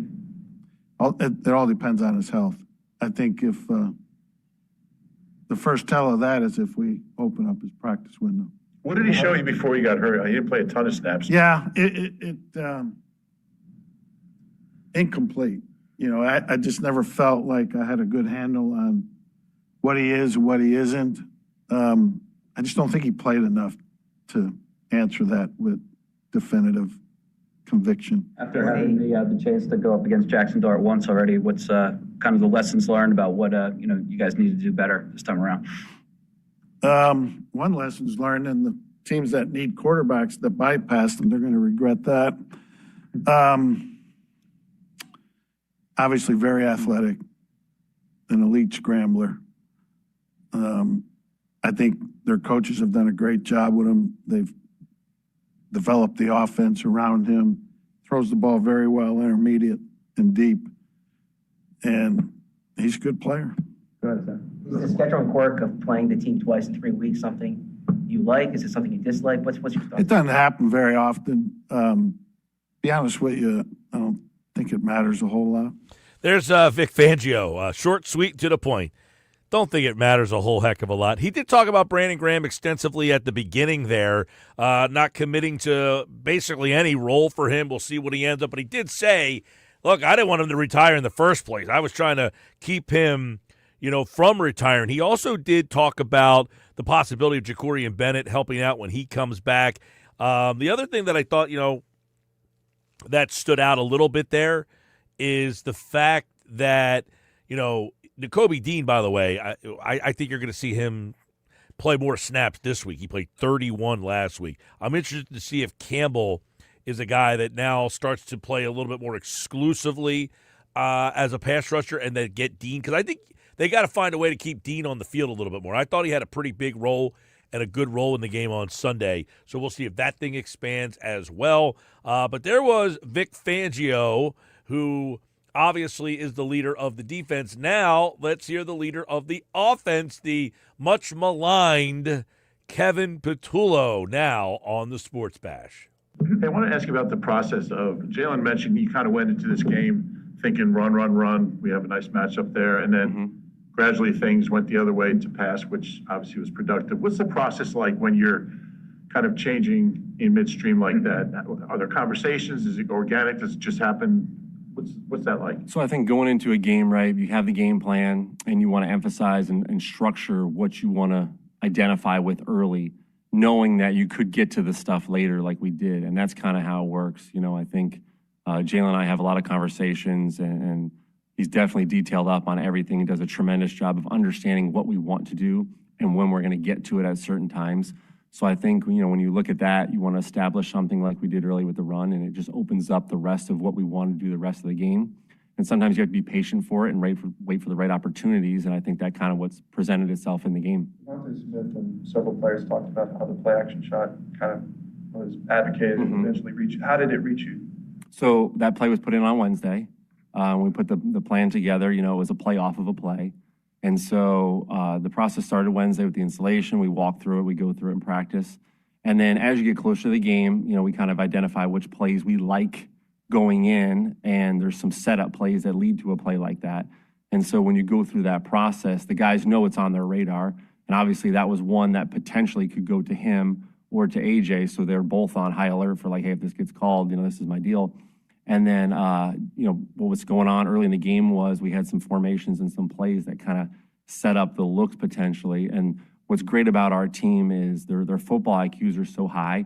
So when I ask them a question like, hey, what can you run what I need you to run here, what this leverage is, the guys are really good about identifying what they're seeing and telling me. So, once we got the question asked and he answered it, then it was a matter of like, okay, can we protect this and get this done properly with what they're doing? So then you got to go to the O-line and the communication goes from there. And so all the guys are on the same page, because once that play gets brought up, they know what we're trying to do. And then it's a matter of finding the proper window to get it called. And at halftime, it was one of the plays that we discussed that we're going to come up early if we get the right opportunity, and it presented itself. And that's the biggest thing that, when the guys know the plan, and that's what we kind of talk about all last week and we can continuously do, is when you know the plan and you understand it, it's easy for them to adjust and grab what we're trying to do and execute in those moments. So it's really a team thing. I mean, you can see how connected everybody is within the plan on the offense, and they understand. And so, and I know Landon talked about it too. Like, he knew what we were trying to do. Like, everybody knows, like, hey, Kev, we talked about this. Here it comes. We can protect it. Let's let it fly. So it's pretty cool. Do you find players are like somewhat selective with what they bring to you when they're pushing for a play? Well, typically, like, if the ball goes to them, they suggest it. So, I mean, that's typically what happens. But, a lot of times it's not even they suggest stuff. It's our staff does a good job of asking the right questions. I think that's the biggest piece, is a lot of times they know what I'm going to ask them and what's going on. Like, hey, what is the corner doing to you? Or if it's Landon and Lane, hey, what's the backside of this run feel like? So I think it's more about that than anything. A lot of them don't just suggest blindly, stuff. And typically when they suggest, it's the plays that are in the plan, you know what I mean, that they go in with all week, that they know that we've worked on. They've seen the looks. They've seen what we potentially are getting and why we want to call it. So they kind of go through that. Rarely do they just make something up, and if they did, it was definitely for them. So What stood out about the way Jalen played? I mean, obviously he's had big games before, Super Bowls and all that, but did anything in particular kind of stand out to you this time? I think the biggest thing is his command of everything and his control of the entire game. he puts so much work into it at all times that you can feel his just presence out there. And you knew he had a great feel for what was going on.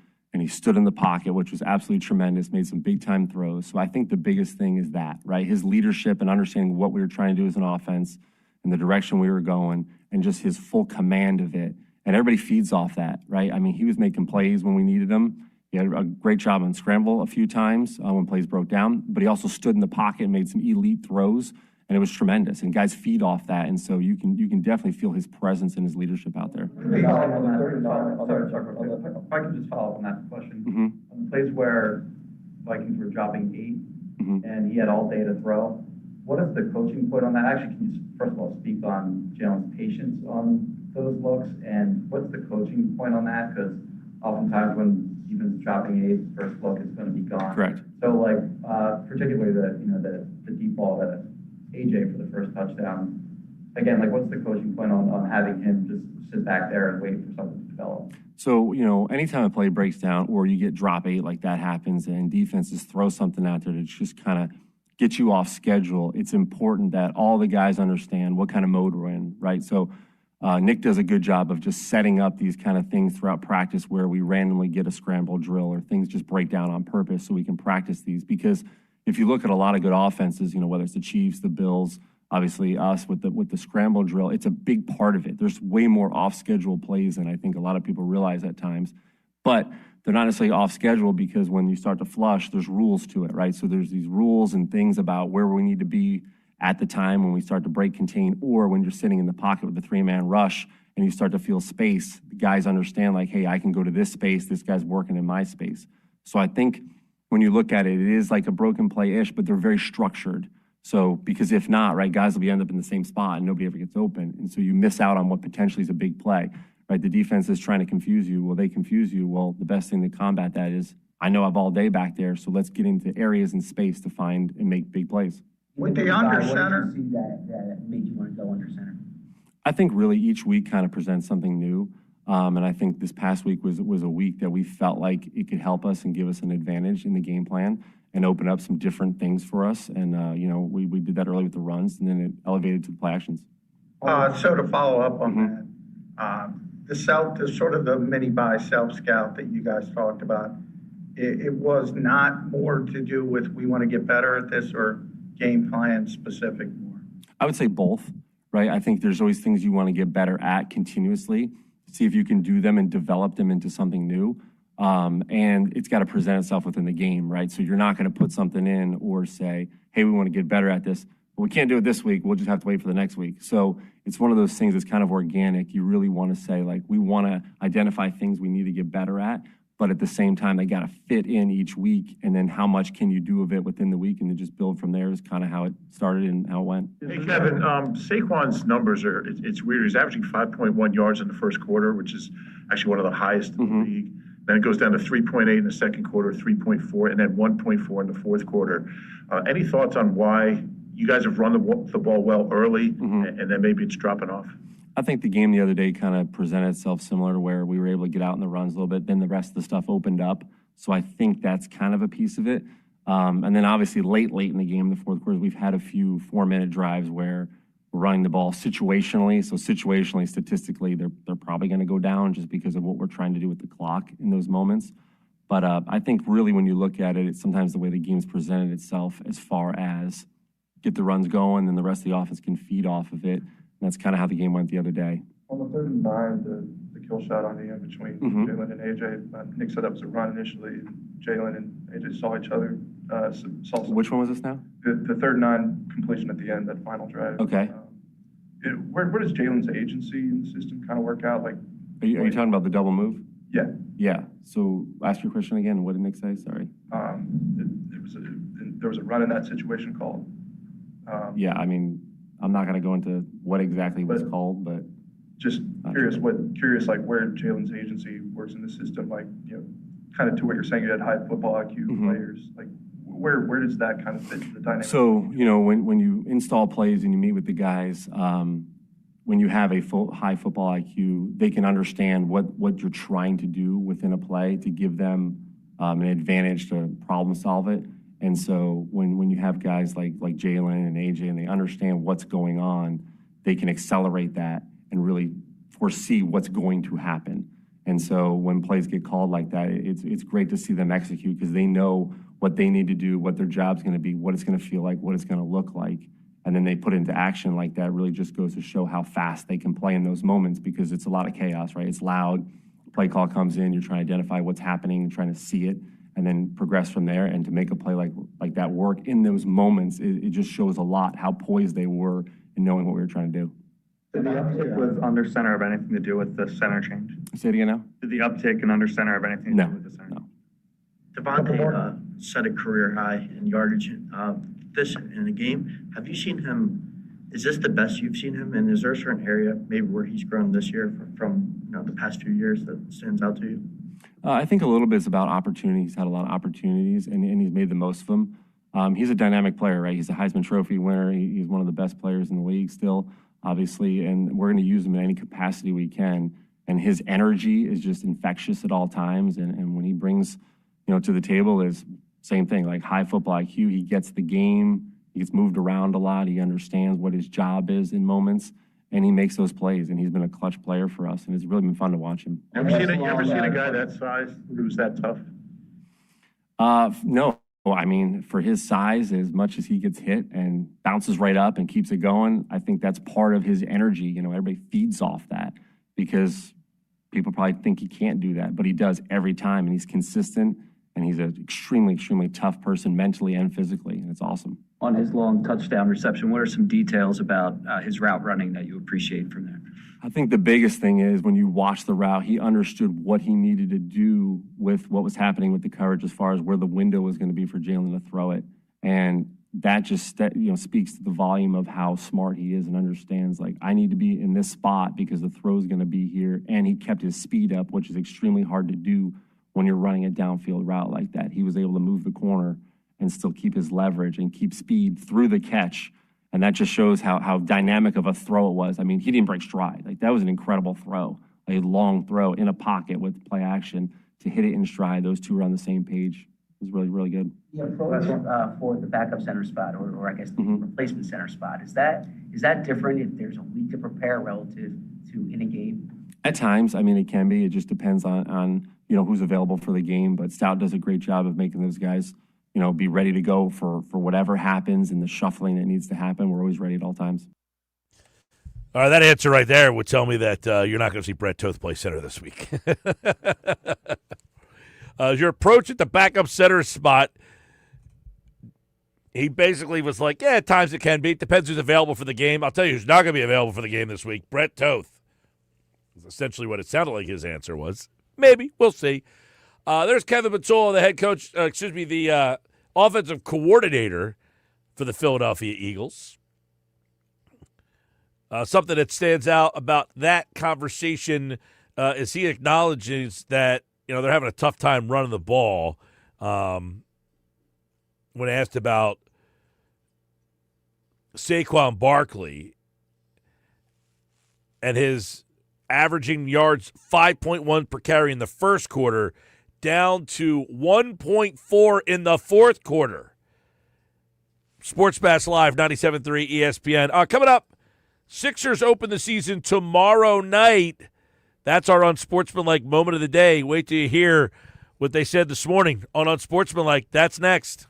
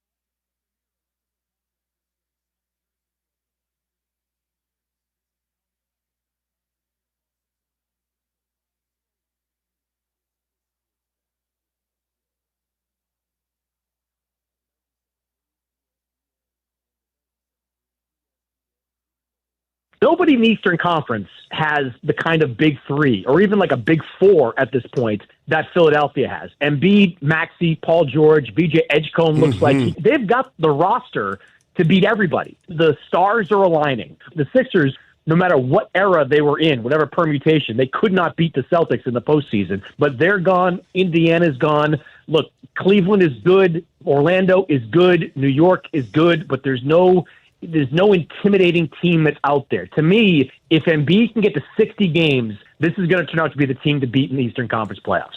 Chris Mannix, Sports Illustrated, said that on Unsportsmanlike. It's our Unsportsmanlike moment of the day, brought to you by Whitehorse RV. Find fall closeout savings on 2025s and select pre-owned RVs. Shop now before they're gone. Whitehorse RV. Your RV adventure starts here. Well, Chris Mannix said it.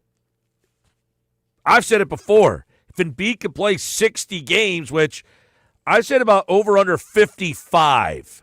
If he plays 55 games, what is the ceiling of this team? He said they're the only team in the East that has a big four.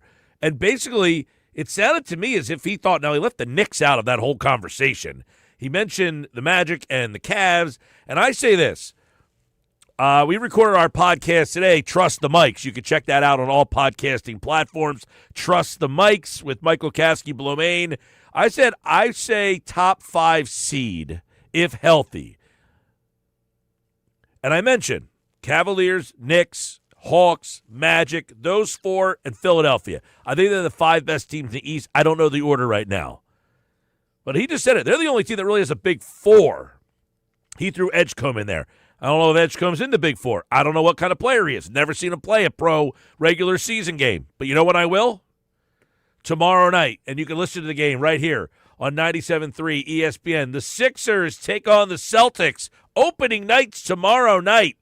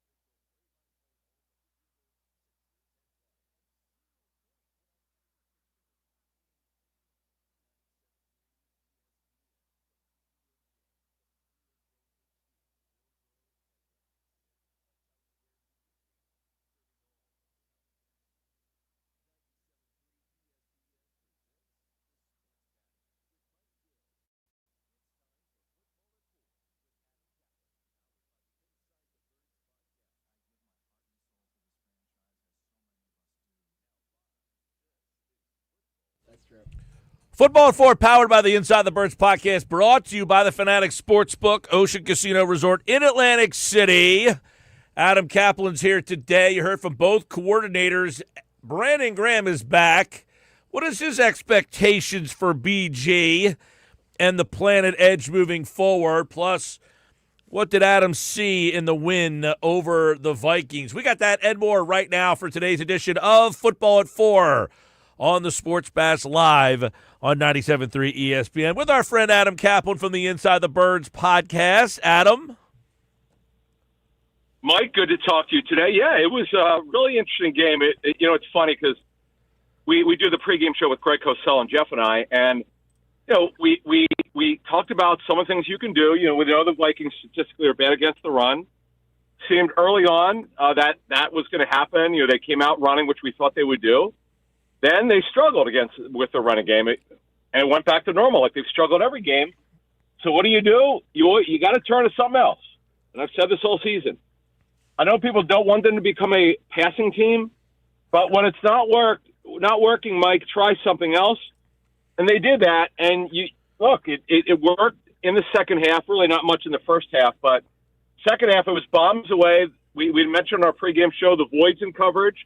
Despite what the numbers say, the tape shows differently. There are tremendous voids in Vikings zone coverage.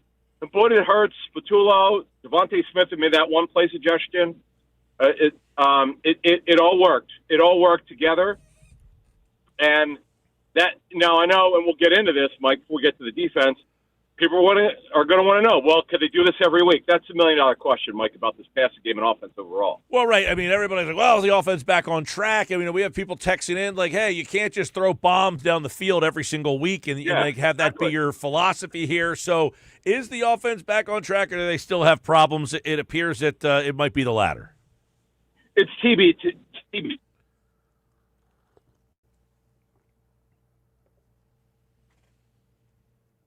I think we lost Adam here on the Sports Bash Live, 97.3 ESPN. We'll try to reconnect with Adam Kaplan here from the Inside the Birds podcast. And it sounds like he was saying it's a TBD situation with this Eagles offense moving forward here, trying to get the Eagles offense back on track. One of the things that I would say is, can you throw bombs down the field every single week? You can, but you got to do things to set it up. You can't just come out firing balls down the field every single drive. You got to do things to set that up, and you got to do things that you can build off of that. And one of those things to build off of that would be to be able to throw some maybe even short passes. How about screen passes? How about little stuff out of the backfield? How about little dump-offs? How about things that you can ultimately try and, get the ball to your playmakers, Saquon Barkley, even a guy like Will Shipley. Get those guys out in space and see what you can do.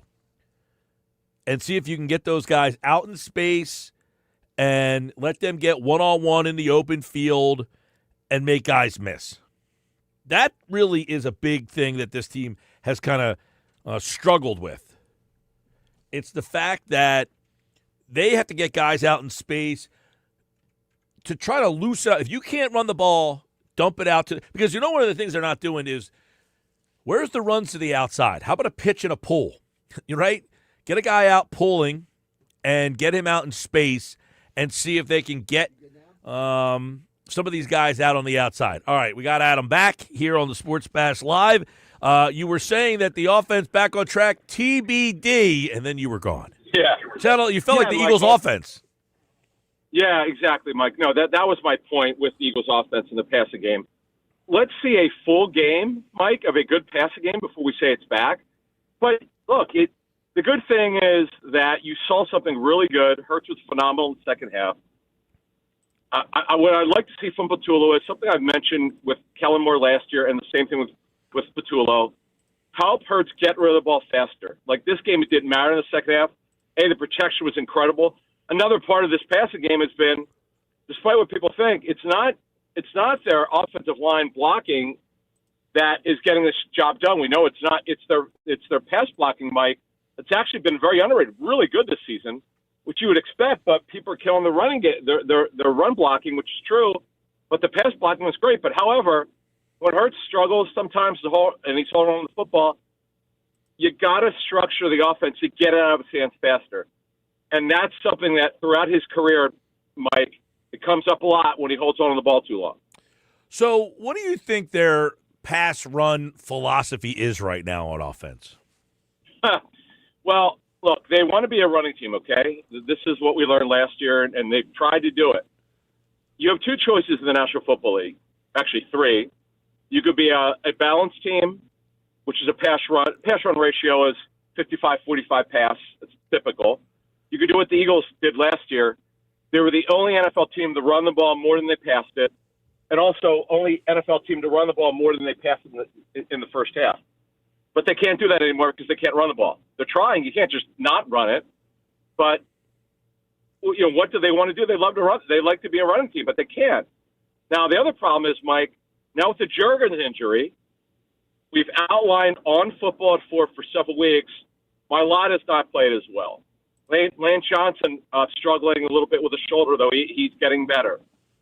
You've got Steen at right guard, who's new. Dickerson coming back from the left ankle injury. Now Jurgens. So it's you got to take what you can get. And what they really should do is start leaning towards the pass more because, A, Hurts has got a great arm. Help him out with getting out of his hands quickly, as I just said, faster, particularly if the deep pass game is not working. And go with what works. And by the way, now, I'm not complaining, but got it really to get the ball like he should have in the second half. But, look, Smith was incredible. He's had a great season so far. Brown, I know we didn't mention it, the cryptic tweet on IG, which I actually understand a little bit.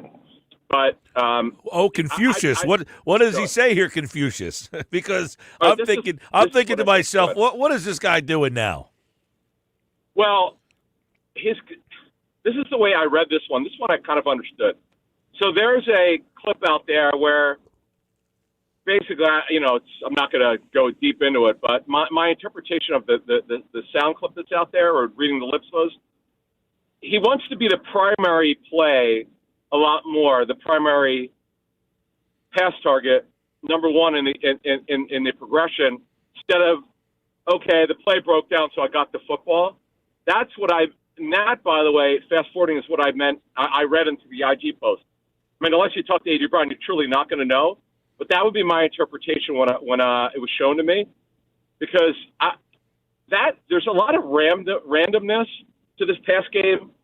You see this with Patrick Mahomes a lot, but it works. And AJ's just going to learn, he knows already, as long as he's going to be here, a lot of plays are going to break down, and you may not be the guy you may not be the primary in the play, or you might have been, but you're not getting it, or you're the primary, someone else gets it, or you're not the primary and somehow you get it because Hurts is running around when he shouldn't be running around. That goes with Josh Allen, but the big one is Mahomes. When you see it, when you have to come back to the football, this is just the way it is, and he clearly doesn't like it. That would be my interpretation of these cryptic social media posts without talking to the guy. And look, Mike, one more thing. You heard what he said last year. What's wrong with the offense? The passing game. Like, he came out and said that. Like, you could interpret that a bunch of ways. Sure. Well, you're talking about Kellen Moore and you're talking about Jalen Hurts. This is last year. And listen, you're right. And I go back to what he said in the Super Bowl of him winning the Super Bowl, and it was unfulfilling. And it's like, okay, then why? Right. What is fulfilling to you? I don't get it. Like, what if you win the Super Bowl? What is fulfilling? And then this week he has a monster game, and that's not good enough. So it gets to a breaking point of, all right, now listen. I try not to read too much into this. He seems like a guy. Man, I like just hearing him talk. He seems like a very intelligent, very calculated kind of guy, and almost like he can pull the strings when he feels like it. Yeah, I talked to the Titans coaches at the time of the trade, just to get a feel for what he's like. I mean, I think I put this out on your show and on Inside the Birds. I talked about it. Someone of the Titans told me that as much as they respected Ryan Tannehill, A.J. Brown in this person's mind was the heartbeat and the soul of the football team, because he connects so well with people. He's a really good dude, great with his teammates here and in Tennessee. But I just feel like he's so frustrated that he's not getting the ball when he thinks he should get the ball. I look, receivers sometimes act out. That I'm sure he's told his coaches this. It's not like it's a but secret. do you get the sense that he would rather go someplace else if the team wasn't as good? If he would, I don't get that sense either. He doesn't see. He said this last year. He didn't when he made not just the comment about what's wrong with the offense. He made other comments. He said he didn't want to be that guy. When people brought up about Terrell Owens and that stuff with McNabb, yeah, that's the people I've worked with Brown that I've talked to over the years. He's not like that. But I also don't think it helps. Like, do you really have to go to social media to vent? How does it help, though? It helps him, but it doesn't help anyone else. That's a generation way behind us, Adam, that really, that's their life, right? Like, they do get a lot of, dopamine off of the reactions that they put out there for people, I guess. Well, you got to be careful with that. Now, look, here's the thing. They still won a Super Bowl last year. They're a really good team. They're 5-2. We'll talk more Friday about the matchup against the Giants, but Eagles are a very interesting football team. The matchup against the Giants is a lot more interesting than we thought it would be, too. I mean, the way this team, they beat you, and then really they should have won the game against Denver last week. I do want to get into real quick because I know we're short. Yeah. The defense right now, any concerns on the defense, and then adding Brandon Graham and the expectations for this bringing Graham back? All right, Mike, let's start with the latter with Brandon Graham. BG is going to have a limited role this season. He did last year, but he was phenomenal. Jeff and I interviewed him before the season started. And I asked him that Rams game, which I would argue was he tormented Warren McClendon, the tackle for the Rams. I mean, it was one of the best games I've ever seen by any Eagles edge rusher in a number of years. It just was incredible. That was perfect when they started winding down BG's role to play somewhere around a third of the snaps. But I love what Vic Fangio said. I heard you talking about it before I came on. You can't just pigeonhole someone the first week they're back. You saw with Zadarius Smith.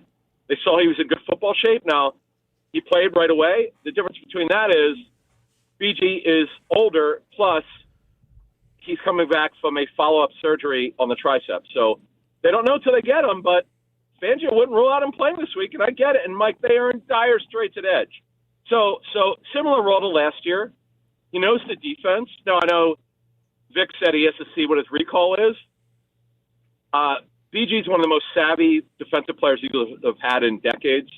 He'll be fine. He is 37. You just don't know how many snaps he can handle. Mm-hmm. But, Mike, they are so far down. And you heard him say Ojulari doesn't think he's going to play. Yeah, that was Mike, pretty. Right now, that was pretty concrete.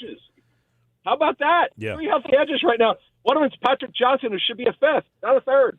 Yeah, he was pretty concrete on Ojulari. He did not think he was going to play. So that brings up other concerns on the defense. What's interesting? We opened up the show saying, look, this team's 5-2, which is probably where we thought they would be. Just not the 2 you thought they would be and not the 5 how you thought they would get them. But the defense looked like it was going to be a big part of this team, and now there's concerns there. Mike, no, we said before the season started, when I gave you what my concerns before the season started, I said corner opposite Mitchell, yes, obviously, and edge. I didn't think I talked about this on our shows on Inside the Birds in August. I did not think that Jalen Hunt was ready to be that edge rusher yet. Now, could he have a Nolan Smith turnaround in season? Sure. He's good against the run. He's got good length, athleticism, willing learner, very intelligent, but he's just not there as a pass rusher. And they've got a major problem at edge rush. Like the BG signing is not going to impact anything at the trade deadline. And this is just a depth signing.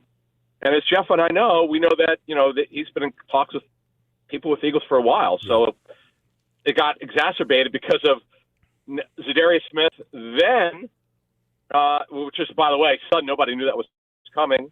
Now you got the Ojulari injury. I mean, it's just crazy how this stuff is happening.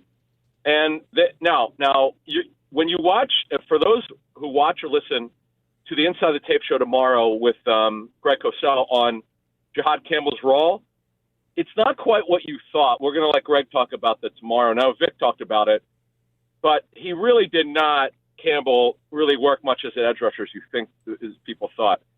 It was mostly as Dean played mostly in base, which is and they moved Campbell to edge as an add-in defender against the run. It's not quite what people thought. I thought it was more edge, but Greg kind of corrected us, and that's not what the tape looked like. And Vic more or less confirmed it, though it's just a little bit of a different interpretation from Vic, but it's in the same ballpark. But the bottom line is they got to have Campbell on third down and like 4 more in obvious pass rushing situations. What do they have to lose at this point, Mike? They've run out of players. They've run out of players. Well, they're playing a Giant team that gave them a ass whipping the last time, quite frankly. They beat them up in all facets of the game. Adam Kaplan's back on Friday. We will break down Eagles-Giants, which you can listen to right here on 97.3 ESPN. Thanks, Adam. Thank you. All right, Inside the Birds podcast available on all podcasting platforms. Football at 4 available right here on the Sports Bash. I'm Mike Gill. I got to break down a couple of the things that we're talking about there. One, the defensive concerns are a lack of talent right now. It's a lack of talent that you're talking about. Patrick Johnson, Josh Uche, Azeez Ojulari not even playing, and that being a problem. You're talking about just not physically having enough bodies at this point. That's a problem. 2, second corner issue because you don't have enough pass rush to cover that problem up. So they got to figure that out and figure out what they want to do. We had Q Myers on the show. We'll have him probably on tomorrow. He was a fan of Jacorian Bennett when he got traded here because he played in Vegas. Q does a show in Vegas. And he thought that Bennett would be a nice fit here. The problem is he's been hurt, so he hasn't helped out. Now, the Eagles gave the Raiders Thomas Booker. Now, the Eagles aren't having a big problem at defensive tackle, but Booker's been a nice player there. Q Meyer said to me, what do you think of Booker? And I said, I think you got a player. Like, the Eagles just couldn't find any time for him to get on the field. But I like Thomas Booker. So Thomas Booker is holding up his end of the trade. Jacorian Bennett is doing what Q Myers told us he would do. Get hurt. So they got to figure out that second corner and whether or not they trust, this is like Avonte Maddox. Maddox, when he played, was all right. Now, last year he wasn't, but in his past. By the way, who was hurt for Detroit last night? Avonte Maddox. Now, they played great without him, and they played great without Brian Branch, and they played great without Trevion Arnold. So their defense last night was active, even with all the injury problems they have. So you got to be able to pick it up. But right now they got a talent issue on that defense. Flat out. They got a talent issue on that defense. At edge. Not enough. Which means I got to get more from my interior. Can I get more from Jalen Carter, Jordan Davis, Maro Ojomo? Right now, 5 sacks between Davis and Ojomo. What it comes down to me is for the defense to get moving here. We talked about this last year. You're 7 weeks into the season. Where do you think you're getting more pass rush? I remember having this conversation. We were standing at Chickies and Pete's in Atlantic City, and we were talking about it. Where are you getting more pass rush? And what happened was the guys that they had gave you more. Nolan Smith better come back and be Nolan Smith that you saw in the second half of the year. Because if he's not, oh boy. Jalix Hunt better be the guy that everybody was comparing to like Lawrence Taylor. I heard those things, and you were like, okay, he better have a better second half of the year. Because if not, oh boy. I don't know about Nolan Smith. I've had questions about him. Not because I think he stinks. He's small. He gave you a great run in the playoffs last year. But one of the worries was, can he do it over 17 games? And so far, the answer has been negative. Now they're 5-2. Let's get healthy. Get these guys back out there. 609-403-0973. 609-403-0973. Couple quick text message. UPS Jeff, he's listening on the app. He sent us a message through the free mobile app powered by First Bank of Seattle. Only thing BG will be good at is for the locker room with the younger guys. Yeah, I talked about having him in there to kind of give some veteran presence to the defense. Look, I'm not going to poo-poo Brandon Graham having no effect. I don't have a lot of expectations. I don't want to sound like I'm the guy who's poo-pooing the party here. Like the party's fun. It's a reason for us all to gather.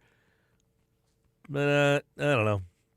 It's like the Seinfeld episode where Elaine keeps complaining because they have a party every single day. Get well soon. We want you to get well. That's what it feels like here. Like the Eagles are just throwing a party because everybody likes the parties. And the defense needs to get well soon. I just don't know that serving everybody cake and ice cream is the way to get everybody feeling better. Marty and EHC, screen passes beat the run blitz. Pass game makes the run game work and vice versa. Yeah, Marty, that's what I was talking about. Get the screen game going. That is like non-existent in this offense right now. Screen game. You have the weapons to do it too. Will Shipley's a weapon in the screen game. Heck, I know Barkley's not the cleanest of pass catchers. I don't mind trying to get him the ball in space, one-on-one, make people miss. Think people want to tackle Saquon Barkley in the open field? I got news for you. The answer to that is no. Phil and Brigantine. Mike, what if AJ thinks he's a Hall of Fame caliber player, but his usage and stats with the Eagles doesn't align with Hall of Fame credentials? You might be right. He's got the ring, and now he wants the numbers. I'm not sure. I'm not even saying that. I'm not even saying that. I don't know what he wants. That's where it's perplexing is A.J. Brown on a Hall of Fame trajectory? Probably not. And guess what, Phil? He wasn't on a Hall of Fame trajectory in Tennessee either. So it's not like he had the numbers when he came here. It's a tough one. I don't want to go reading into his newest social media post. I don't have the inner excellence to do that. Alex from Mays Landing. Look at the Niners. Their defense is decimated with injuries. Look how they perform. They held the Falcons to just 10 points. Yeah, these teams are losing guys, and they're stepping up, and they're getting the job done. 609-403-0973, 609-403-0973. That's the text board. That's how you get involved on the show. Oh, boy. Nuggets on the way. Flyers win last night. You got a 5-2 win over the Kraken. Also, Sixers opener tomorrow night. You can listen to that game on 97.3 ESPN. By the way, Flyers play Thursday against Ottawa. That game will be on Rock 104.1. Epic Game 7 last night. Enjoyed it. Watched it all. I don't know how you lose a 3-1 lead like that. Oh, my God, that is heartbreaking for that team. Awful. Keep it locked. More Sports Bash, 97.3 ESPN.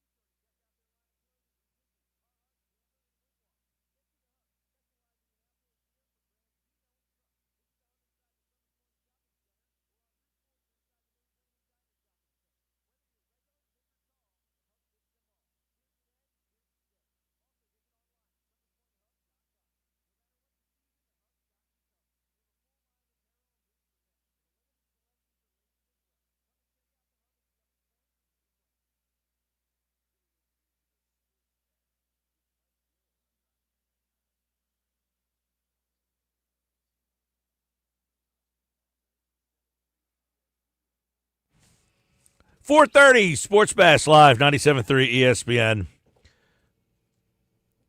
5 o'clock, one thought every game, Casey Joyner. I love that segment. I find out so much about every team. My man watches so much tape, it's crazy. I don't have the ability to watch all that tape. I don't have the inner excellence. That's the second time I've used that today. Somebody caught that on the text board, texted in. Nick Earnshaw is host of the Shift podcast. New shift tonight, right? New shift tonight. And also, he is the host of Earnshaw Radio Monday nights, which you can get on all the socials. And he is the producer of The Locker Room Weekends on 97.3 ESPN. His segment, Nick's Nuggets, are brought to you by the Hub Gear that works as hard as you do. What's up, Nick? What's going on, Mike? Listen, I wanted to get into some inner excellence with you today with AJ Brown. You're not into the cryptic posts? You know, that's what you have me for. You need to go into the cryptic post, deep dive into what all this means. I'll be honest, I'm getting tired of it. I'm getting tired of the cryptic posts for the most part from AJ Brown. It's just this, it's like a cycle at this point with AJ. I mean, I don't know how do you make the guy happy. He had a couple of good catches, couple touchdowns, decent amount of yardage, got the ball, got targeted. They won. What else do you need? Well, he had a cryptic post a couple of weeks ago. It didn't seem to matter. He had a great game the other day, so who cares? I mean, that's the problem, is every time we post something, we give it so much attention. If people just backed off and said, this guy can post out into the ether like most of us, right? When we post stuff, it's not everybody going crazy about it. Although when I post stuff, people tend to go crazy sometimes. But, like, he posted a couple of weeks ago. Nothing happens. Nothing's changed. No, nothing's changed. But you saw what he said, right? The caption was using me, but not using me, and a picture of him when he scored the touchdown, talking into the camera. Hey, it's something there. There's a little something there. But using you bring me, BG back. but not using me. Yeah, interesting. Interesting caption to say the least. But you bring BG back to fix this entire mess, and that's where we're going to go with nugget number one. Brandon Graham is officially back. Saw you had Jeff Kerr, who broke the news last night. BG was on his PHLY podcast today. Take a listen to what BG said about coming back and that he ultimately did not want to retire. Take a listen. I really didn't want to retire in the beginning. It was kind of, it was kind of tough, but it was like, hey, Philly right now, they got everything they need. So it's like, all right, well, I ain't want to see myself on no other team. So it was kind of like, I think this the best way to do it is just go out on top. So I wish he kind of did go out on top. But listen, BG's back. It's good. But it shows that the Eagles are desperate for some help on the defensive line at this point. The injuries have piled up. They lost guys in free agency, in the offseason. And you bring Brandon Graham back into the fold.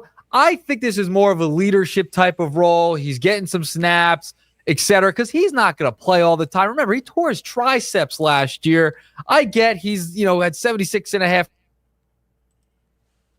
career sacks with the Birds. We love BG. Just go out on top. I think this is a little bit of a desperation move by the Eagles at this point. I know he still wants to come back and all. He wanted to play. He's working out, etc. But how much of an impact is he going to make on the field? I don't know about that. I think it's more in the locker room where he'll make a massive, massive impact. I agree. I mean, even an elite level of Brandon Graham, like I listen, Brandon Graham in his prime, sure, but even that guy is not an elite pass rusher. Brandon Graham was not a noted, he's not a 15 sack guy. I mean, he was more of like a 6 to 8 sack guy, but he happens to have the most famous play in the history of the franchise. So I think, he gets elevated to another level of status where he's more of set the edge, put some pressure but doesn't get to the quarter, like that kind of stuff. Hey, listen, they are that desperate. They asked him to come back at the beginning of the year. He said no. And then when the Zadarius Smith thing happened, he said, okay, there's my opening. So he's kept himself in shape, apparently, that he has been working out for this potential moment. But they need more help than this, I would think. Look, when they lost him last year, he was playing well. And we were like, oh, man, how are they going to fulfill that spot? That's when Jalix Hunt stepped in and fulfilled that spot. What they need now is Jalix Hunt to get back to that level of player. They need Nolan Smith to be the player he was in the playoffs last year when he gets back. And then maybe Brandon Graham can go back to the role that he played last year, and maybe that will be enough. But until Nolan Smith and Jalix Hunt pick up their games, they're going to be chasing a dog chasing their tail here. Yeah, I mean, that's where they're at this point because they did not address the edge in the offseason. It was just kind of neglected, right? Like, we knew they were losing guys on the interior. Josh Sweat's gone. Milton Williams was kind of as good as gone.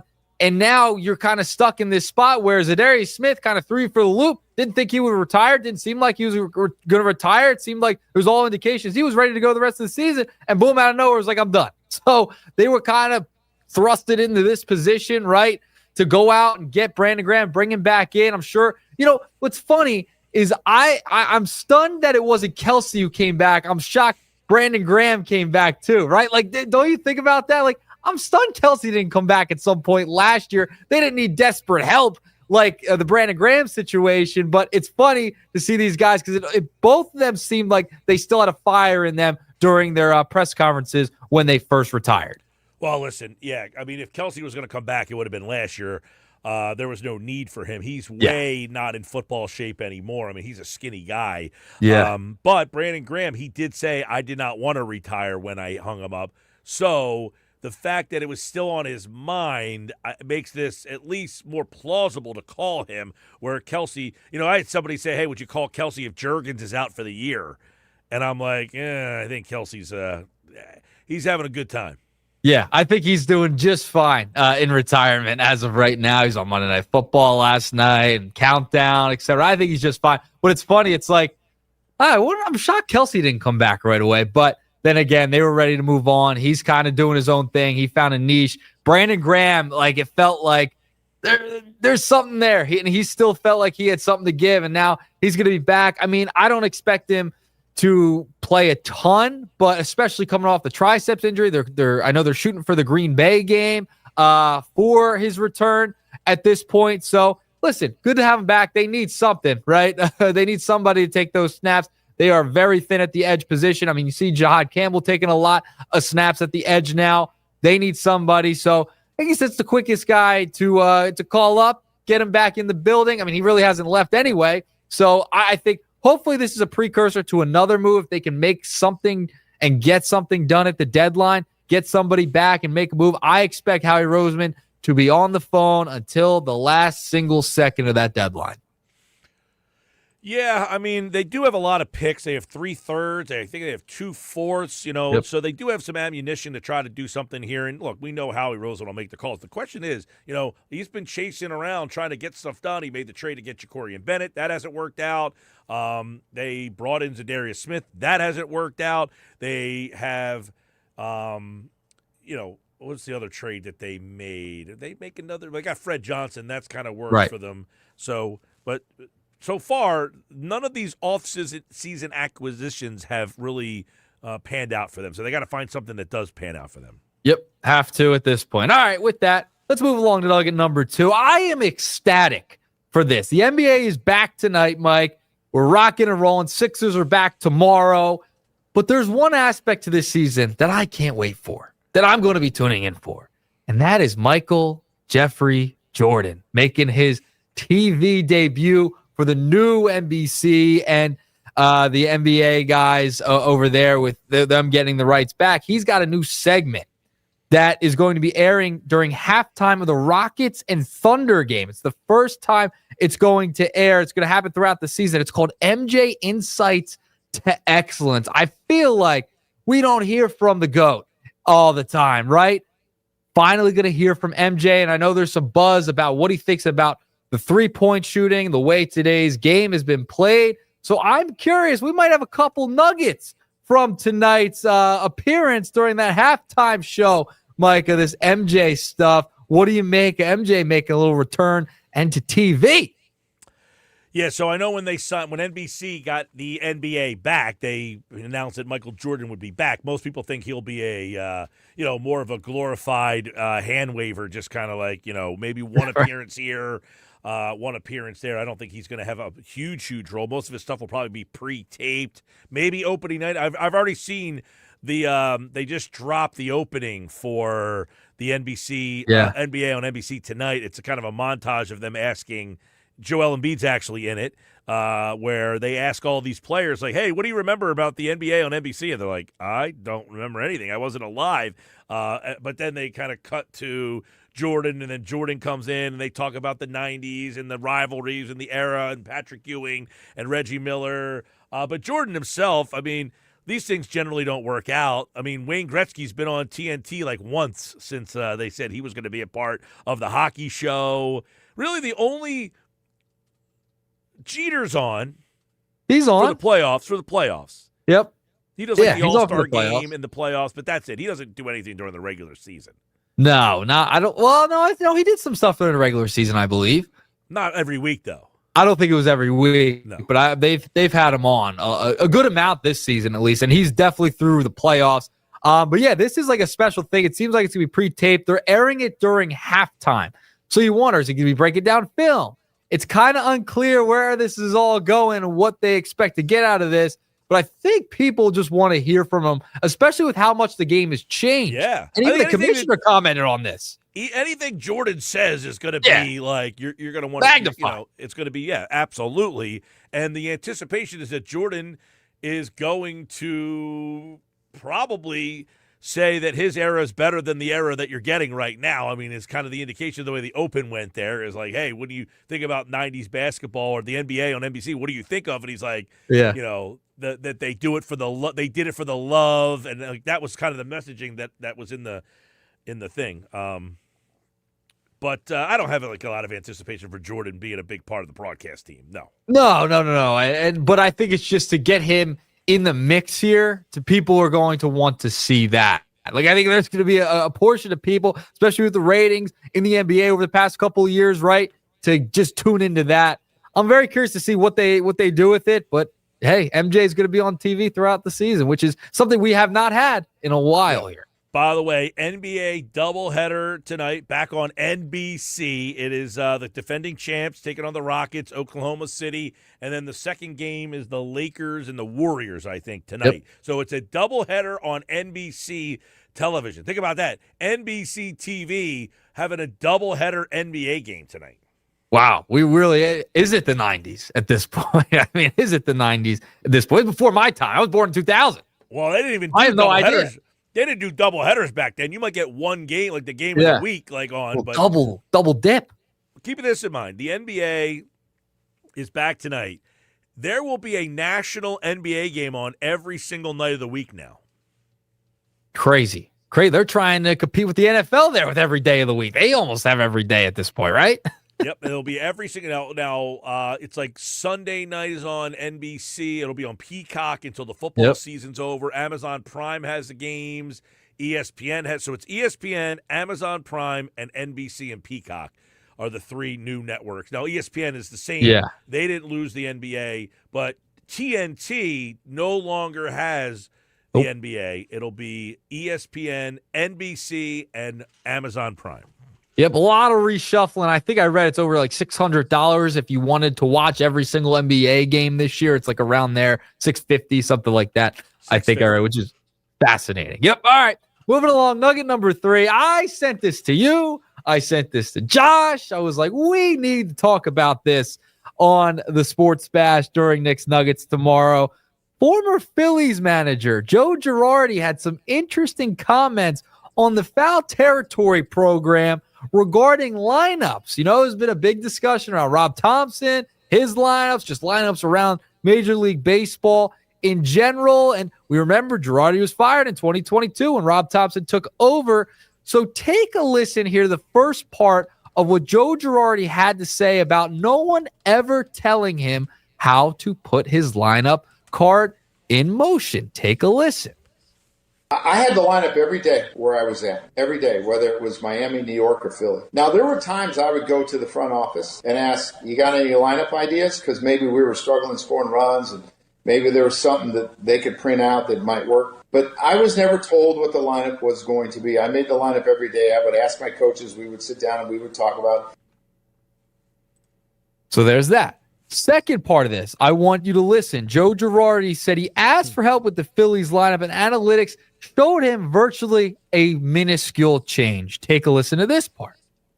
When I was trying to put together the Phillies lineup the first year that we had Schwarber with Harper, I said, give me 3 different scenarios where I split them up, I don't split them up, where I have 2 righties in between them, and give me some different lineups so I can look at them to see which one I think is, best. So I got like 3 different lineups, and the amount of runs scored difference during the course of the year was like a total of 1 to 1.5, not per game, per year. So I said, so you're telling me I'm racking my brains over this for 1 run? I mean, this is crazy. Your response, Mike Gill. I have a lot into that one, okay? So he says that, no one ever told me, I had the lineup, which is why he's fired. Okay, that's why what I assumed, right? When I heard that, like, that's why you're fired. Maybe that's why you're not here anymore. Yeah, exactly. He's like, that's why you got fired. They admitted that in New York when he got fired. That they got rid of him basically for that reason. But the whole thing is like, I went to the front office to get their input? What? Why? Well, and then he's essentially saying, and this is where I feel like he didn't buy into the analytics, which is another reason why he's gone, because he's saying, you're making me rack my brain to put a lineup together based on the analytics, and the analytics are only showing the difference is a run and a half. Like, what are we doing here? So he's essentially saying all of these numbers that you're computing, they're spitting out, and it's not really making much of a difference. So, like, but the whole point I understand is, like, he's like, I went to them, and they asked him to spit out 3 different lineups for me. Like, what? Yeah, like all these different scenarios with Schwarber and Harper. And remember, Schwarber was the leadoff guy for a long time here, right? Like, what I wanted to know was this. What was the question? Of who was asked Girardi? What was the question that made him answer the question? So I wanted to know what the context of. I had no idea what the question was. Why? What was he answering? I think he was asked about like Philadelphia and when he was a manager and all of the lineups now being determined by the front office because of the discussion surrounding the front offices and the lineups now when guys are taken out and what's going on beforehand. And, David Sampson, et cetera, who has been very vocal on what front offices are giving their managers now. So essentially he was asked the whole entire discussion regarding lineups and front offices at this point. So the question was essentially like, when you were a manager, were you given the lineup or something to that effect? Because I would only say that question is only asked because the information now is that when Girardi was the manager, it was probably kind of switching over a little bit more. And now we're at the point, figure that was 2022. Now we're in 2025. Yeah. So some teams are probably a little less, and now teams have just gone way over the top. Yeah, it's like the pendulum has swung so much, and that's why you're getting these that's why managers are getting these type of questions. Former manager there, and Joe Girardi, who was with the Phillies, who had essentially a similar lineup to today, right? I just thought that was fascinating that it was like very minimal difference in runs per year, like nothing.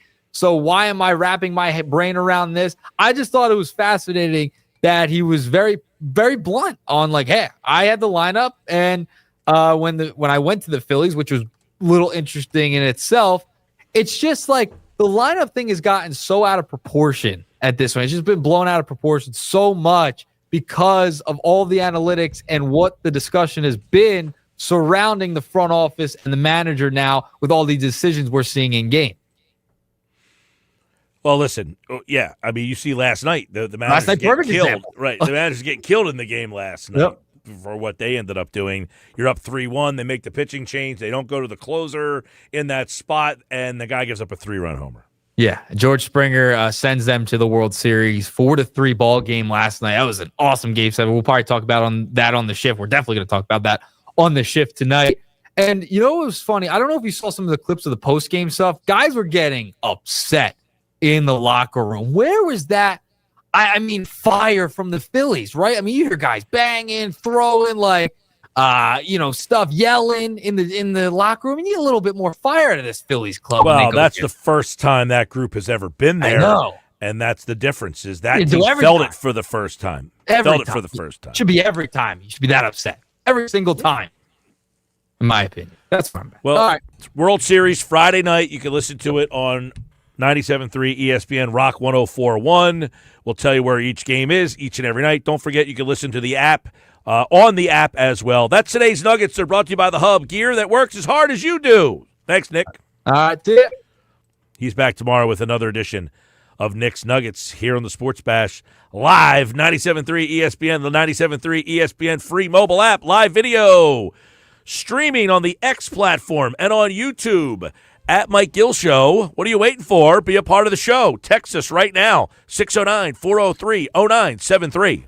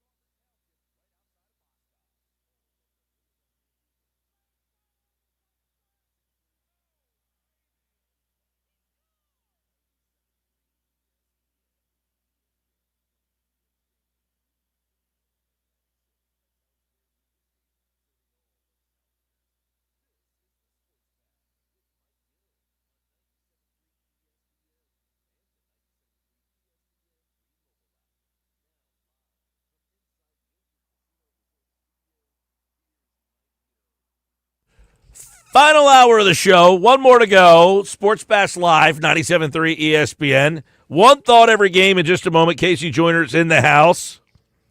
Week 7 is over. Last night got a double disco of Monday Night Football games. Lions look impressive. Mike Evans looks like he could be gone for the year. Eagles getting ready for the Giants. They beat the Vikings. What do we learn? Casey Joyner is brought to you by BMW of Atlantic City. Your luxury BMW experience is closer than you think. Take advantage of exceptional savings and experience luxury today at BMW Atlantic City, Egg Harbor Township. Well, the Eagles win, but a lot of people wondering, are they fixed? Well, we'll dive into it now. One thought every game. Casey Joyner from The Athletic joins us each and every Tuesday to look back at the week that was.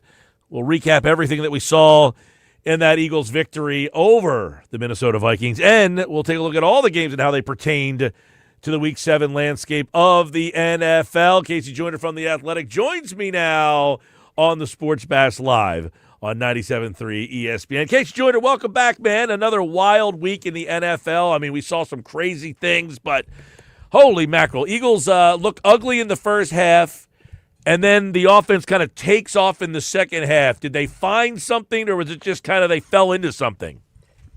I think they finally said, to heck with it, we got to try and just be aggressive with this. And, the whole idea we were talking a year about, let's make sure we avoid turnovers. Let's make sure we avoid turnovers. That's great. You want to avoid turnovers, but there's just sometimes you got to go, you know what? In fact, I'll give you a thing. Lombardi back in the day, Vince Lombardi, his whole thing of the passing game, he loved to run more than anybody else. But his whole thing when they passed, he didn't want those safe passes. He wanted passes to where, hey, look, we're going to try and avoid complete or interceptions, but we want big plays. And we're willing to risk a couple of interceptions. We can't risk many of them. That was his whole thing. I look at this. Look at the Eagles in this game. Vertical passes. Jalen Hurts, 9 of 11 on vertical passes, 11 or more air yards, 284 yards, 25.8 yards per attempt, 3 touchdowns, no picks, perfect passer rating. Okay. And that's against a Vikings defense that has some pretty good guys in coverage. I think finally they just said, we got to throw it. And look what happens when they do. So people have been, texting into the show all throughout the last, 2 days today. You can't just keep chucking it down the field, can they? With this group of receivers and this team, is that an offense? Remember, they say that there's no defense for a perfectly thrown pass. And if you've got a perfectly thrown pass, there's just no defense for it. So I'm looking at the Eagles going, well, okay, can the Eagles do this? Is this a sustainable thing down the line? Is this something they can do not just today, but, from here on out? I look at it and go, well, for a little bit they can. Their matchups, they got the Giants next week. I grade vertical coverage for each team, how good they are at that. The Giants are okay. The Packers in Week 10 are good at it, but in Week 11 and 12, the Lions and Cowboys are terrible at it. So they've got some matchups coming up. They also have a great matchup Week 15, and who knows what's going to happen between now and then. But right now, look at it going at least half the time between now and Week 15. Look at it going, yeah, the Eagles should be able to throw vertical because the matchup will say that they can. If the matchup says you can, then do it. Well, they've been basically outgained. In fact, they have been outgained in every single game this year. All 7 games, they have been outgained. Is this sustainable for success in the long term?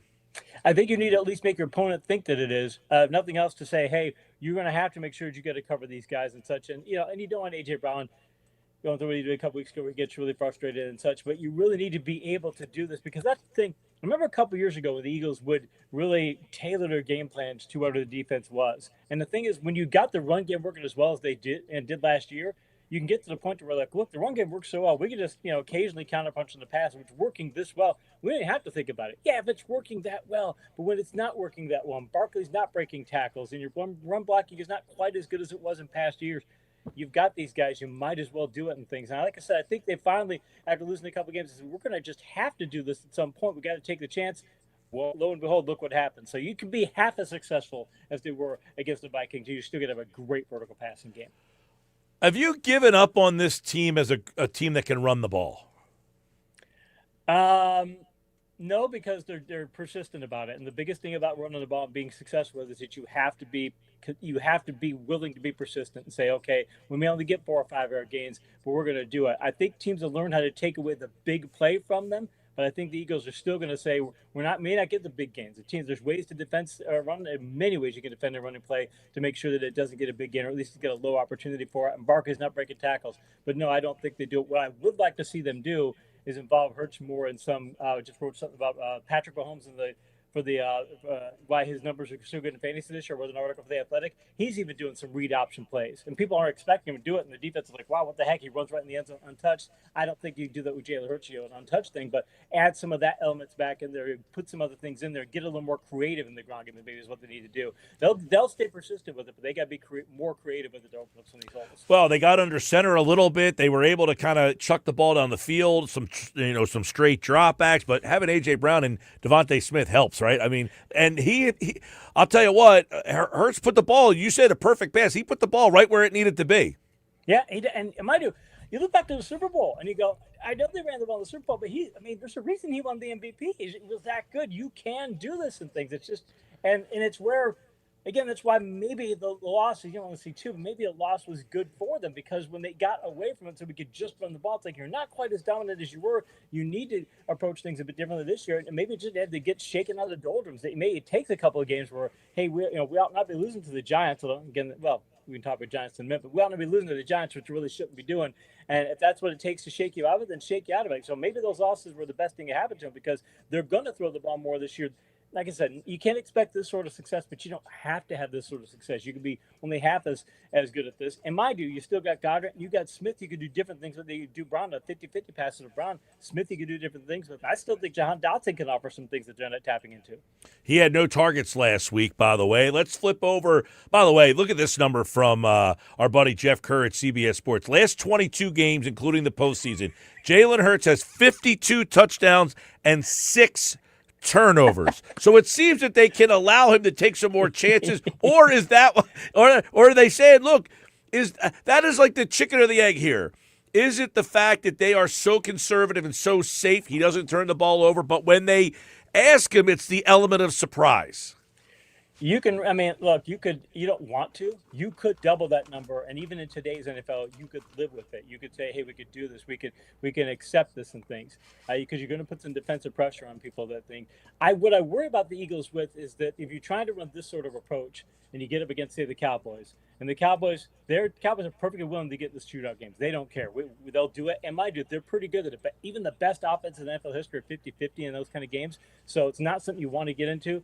But to see the Eagles get this, you say, if you've got that sort of thing, hey, you know what? You might need to be able, if you say you can do 52-12 and you'd be fine, but you need to be able to win those sort of scoreboard shootout games because you've got teams that could get you into them, and you've got to be able to at least go toe-to-toe. And if you only have the approach of this is what we do, you can't do it. So, yeah, I think this, again, they need to be able to take this route when it's there, but they still got to stay with a high percentage route, but you've got to be able to, if you got to get 12 turnovers, that's fine if you're going to get 52 touchdowns.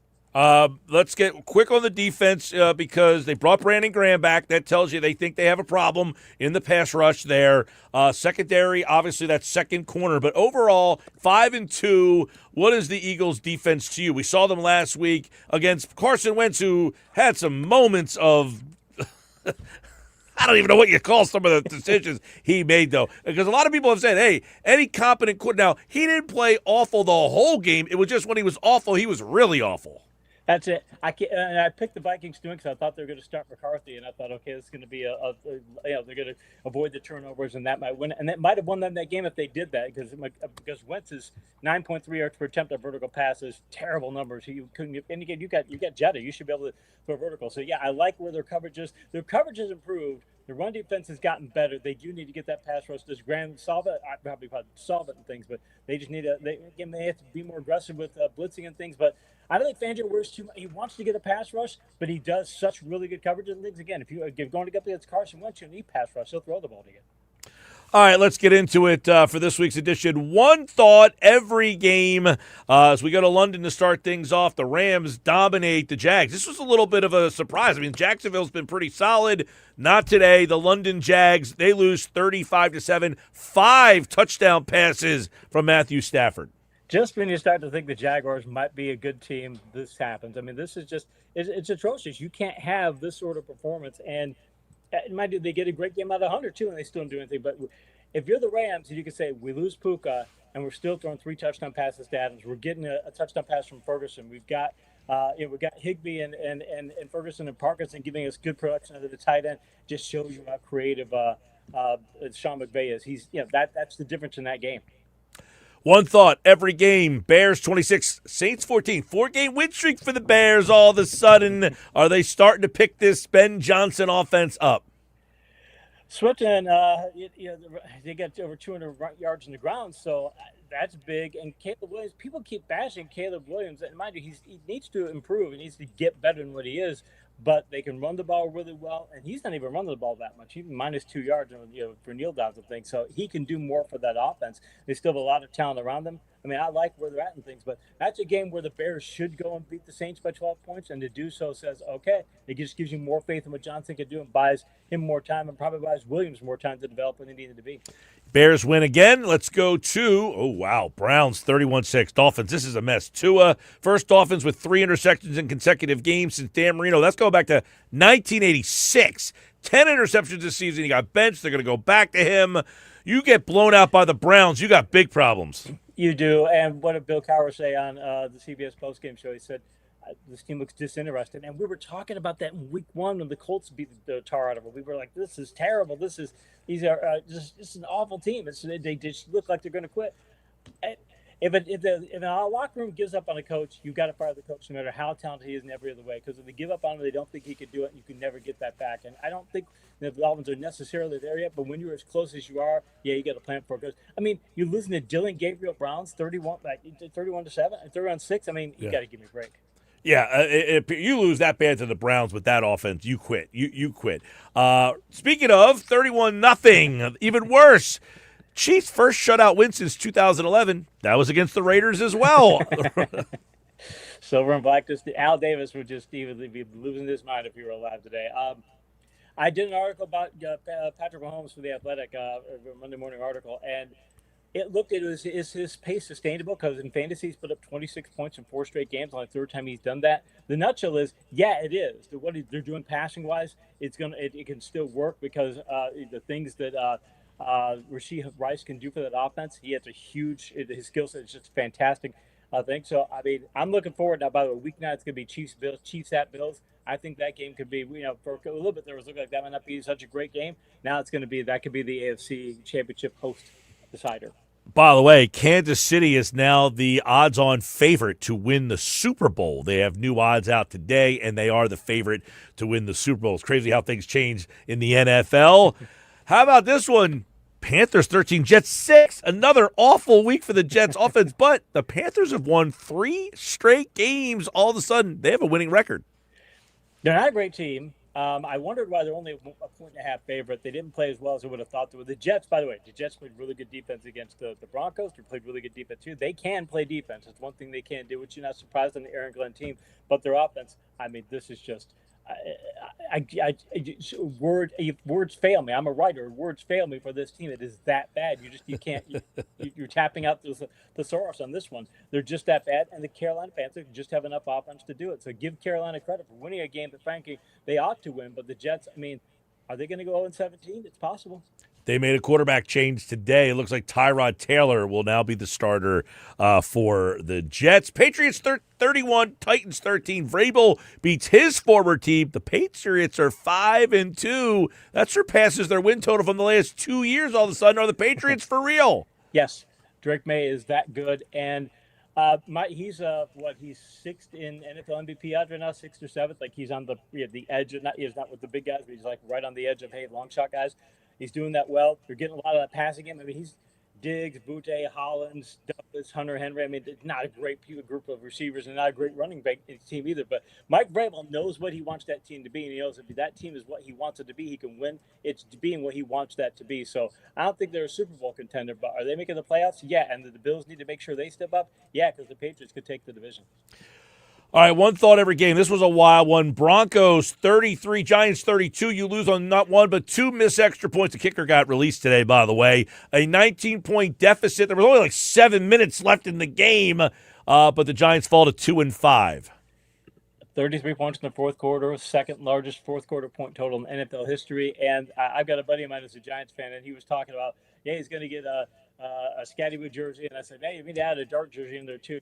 And I get them both and things, and then it just fell apart. He's like any Jets fan. He's apoplectic. Can you imagine the ownership though too? I mean, you've got the makings now of this team getting somewhere with Scatty and Dart. You've got the makings of what could be a solid club, and to have that happen, it makes you question if you've got to make a. I'm not saying they should make a coaching change, but you've got to do something because you can't collapse like that. That has a long-term tail to it. One thought, every game, Casey Joyner from The Athletic, Colts 38, Chargers 24. At the beginning of the season, we thought the Chargers were the new up-and-coming team. No, it's the Colts who have their best 7-game start. They are 6-1. This is going all the way back to 2009. There was a guy named Peyton Manning the first time they've been 6-1 without Manning. They're playing good defense. They have I look at their metrics. I have like 10 different categories to look at the end of every week, and their metrics are good in every category. They're not necessarily great in any category, although Taylor's having a fantastic year. They're not necessarily great in every category, but they're good or very good in every category. It's a well-coached team. They don't have big weaknesses. They play smart. And the Chargers, they are just really, really, really banged up. I mean, you're down to third-string running backs. You've got both tackles are missing there and things. So, I mean, that's what it is. But if the Colts doing that against a Chargers defense that's really good, against the Jesse Miller defense, put up 38, that says a lot for them. I mean, the Colts, Super Bowl contender. I really think they could be. I mean, I think if you put them against the Chiefs, depending on where the Chiefs are when they play and things, it could be. I think it could be. The Chiefs could have quite a tough time with them. How about it? All right, one thought every game. Packers, they're the number 1 seed in the NFC right now. They beat the Cardinals 27-23. Fifth straight loss for Arizona. But are the Packers the best team in the NFC? They did what Bill Walsh used to say you had to do if you want to be a good team. You couldn't rely on having peaks in your intensity. You couldn't rely on emotional peaks. You had to just have a consistent production level. LaFleur's had that for years with this team. He's one of the best coaches in the league. I don't think he gets anywhere near as much credit as he does. He's got to get a Super Bowl to do that. But again, they've got a really good defense. And this is the Arizona we talked on Thursday. We're like, that's a place where you go and sometimes you don't play as well as you should. The Packers did, and that's why they win, and that's why, again, they're a Super Bowl contender too. They were down early in that game, by the way. They got down 13-3, and then all of a sudden they started to come back, but they did find a way to win. Cowboys 44, Commanders 22. A mass unit, Commanders wide receivers. Their top 3 receivers are up at the Cowboys' third 40-point game this season, most in the NFL, most in their history since 1973 through 7 games. So this Cowboys offense is pretty good. That's going back to the Roger Staubach, Craig Morton days, I remember correctly. That's way back. So you got to go on the YouTube Wayback Machine to see those. Cowboys can get into scoreboard shootouts when they have to, and I think they win in this game. I was talking last week that I thought they were going to go into this game and say, you know something? Yeah, they've got a banged up receiving core. And mind you, Daniels leaves the game with an injury. He's questionable for next week, it sounds like. But, okay, you don't have the receiving core to keep up with us. We're getting Lamb back. But Lamb, Pickens, Ferguson, Javante's good in the ground. We're going to go ahead and get the scoreboard shootout. We don't think you can keep up. That's why the Eagles need to be able to win that sort of game. Because if the Cowboys want to get a team in that type of game, they can do so. And that they did against Washington. Washington couldn't keep up. One thought every game. Sunday night, Falcons lose 20-10 to the Niners. The Niners are now 5-2. They seem to be under the radar 5-2, but it's their third season with 5 or more wins through the first 7 games under Kyle Shanahan. But this one doesn't seem like those other ones. Imagine if they get Pearsall back, Kittle, who, and I do, he's got a really tough matchup. I have a matchups article with The Athletic today, and he's got one of the toughest matchups on the board. But next week is National Tight End Day. You think Kittle's going to step up because he didn't score. He got nothing. He had 2 targets, no catches. But if he steps up, if Pearsall comes back, if you get Brandon Ayuk back, if you get Brock Purdy back, this team's 5-2 and they haven't even had those guys. Can you imagine bring that amount of talent back and get them healthy for a stretch run? Holy Toledo! San Francisco could be a team to beat. Can do 10 minutes down the road because they're winning games with bailing wire right now. If you get them their talent back, this could be a team that could contend with anybody. All right, one thought every game. Gibbs, Lions, that defense was active. Gibbs over 200 all over the Bucs last night. Bucs looked like they were shell-shocked. 24-9 Detroit beats a Tampa team that was cruising. The amazing part about that is going to that game, Detroit was missing all 5 of the starters in the secondary. 4 were down with injury. Branch was suspended. I mean, you're down to backups at every secondary position. You go against Baker Mayfield, who's 3rd in NFL MVP odds. You go, holy Toledo, the Bucs should go do great. Ibuka did okay, but Evans got hurt. You don't have Godwin.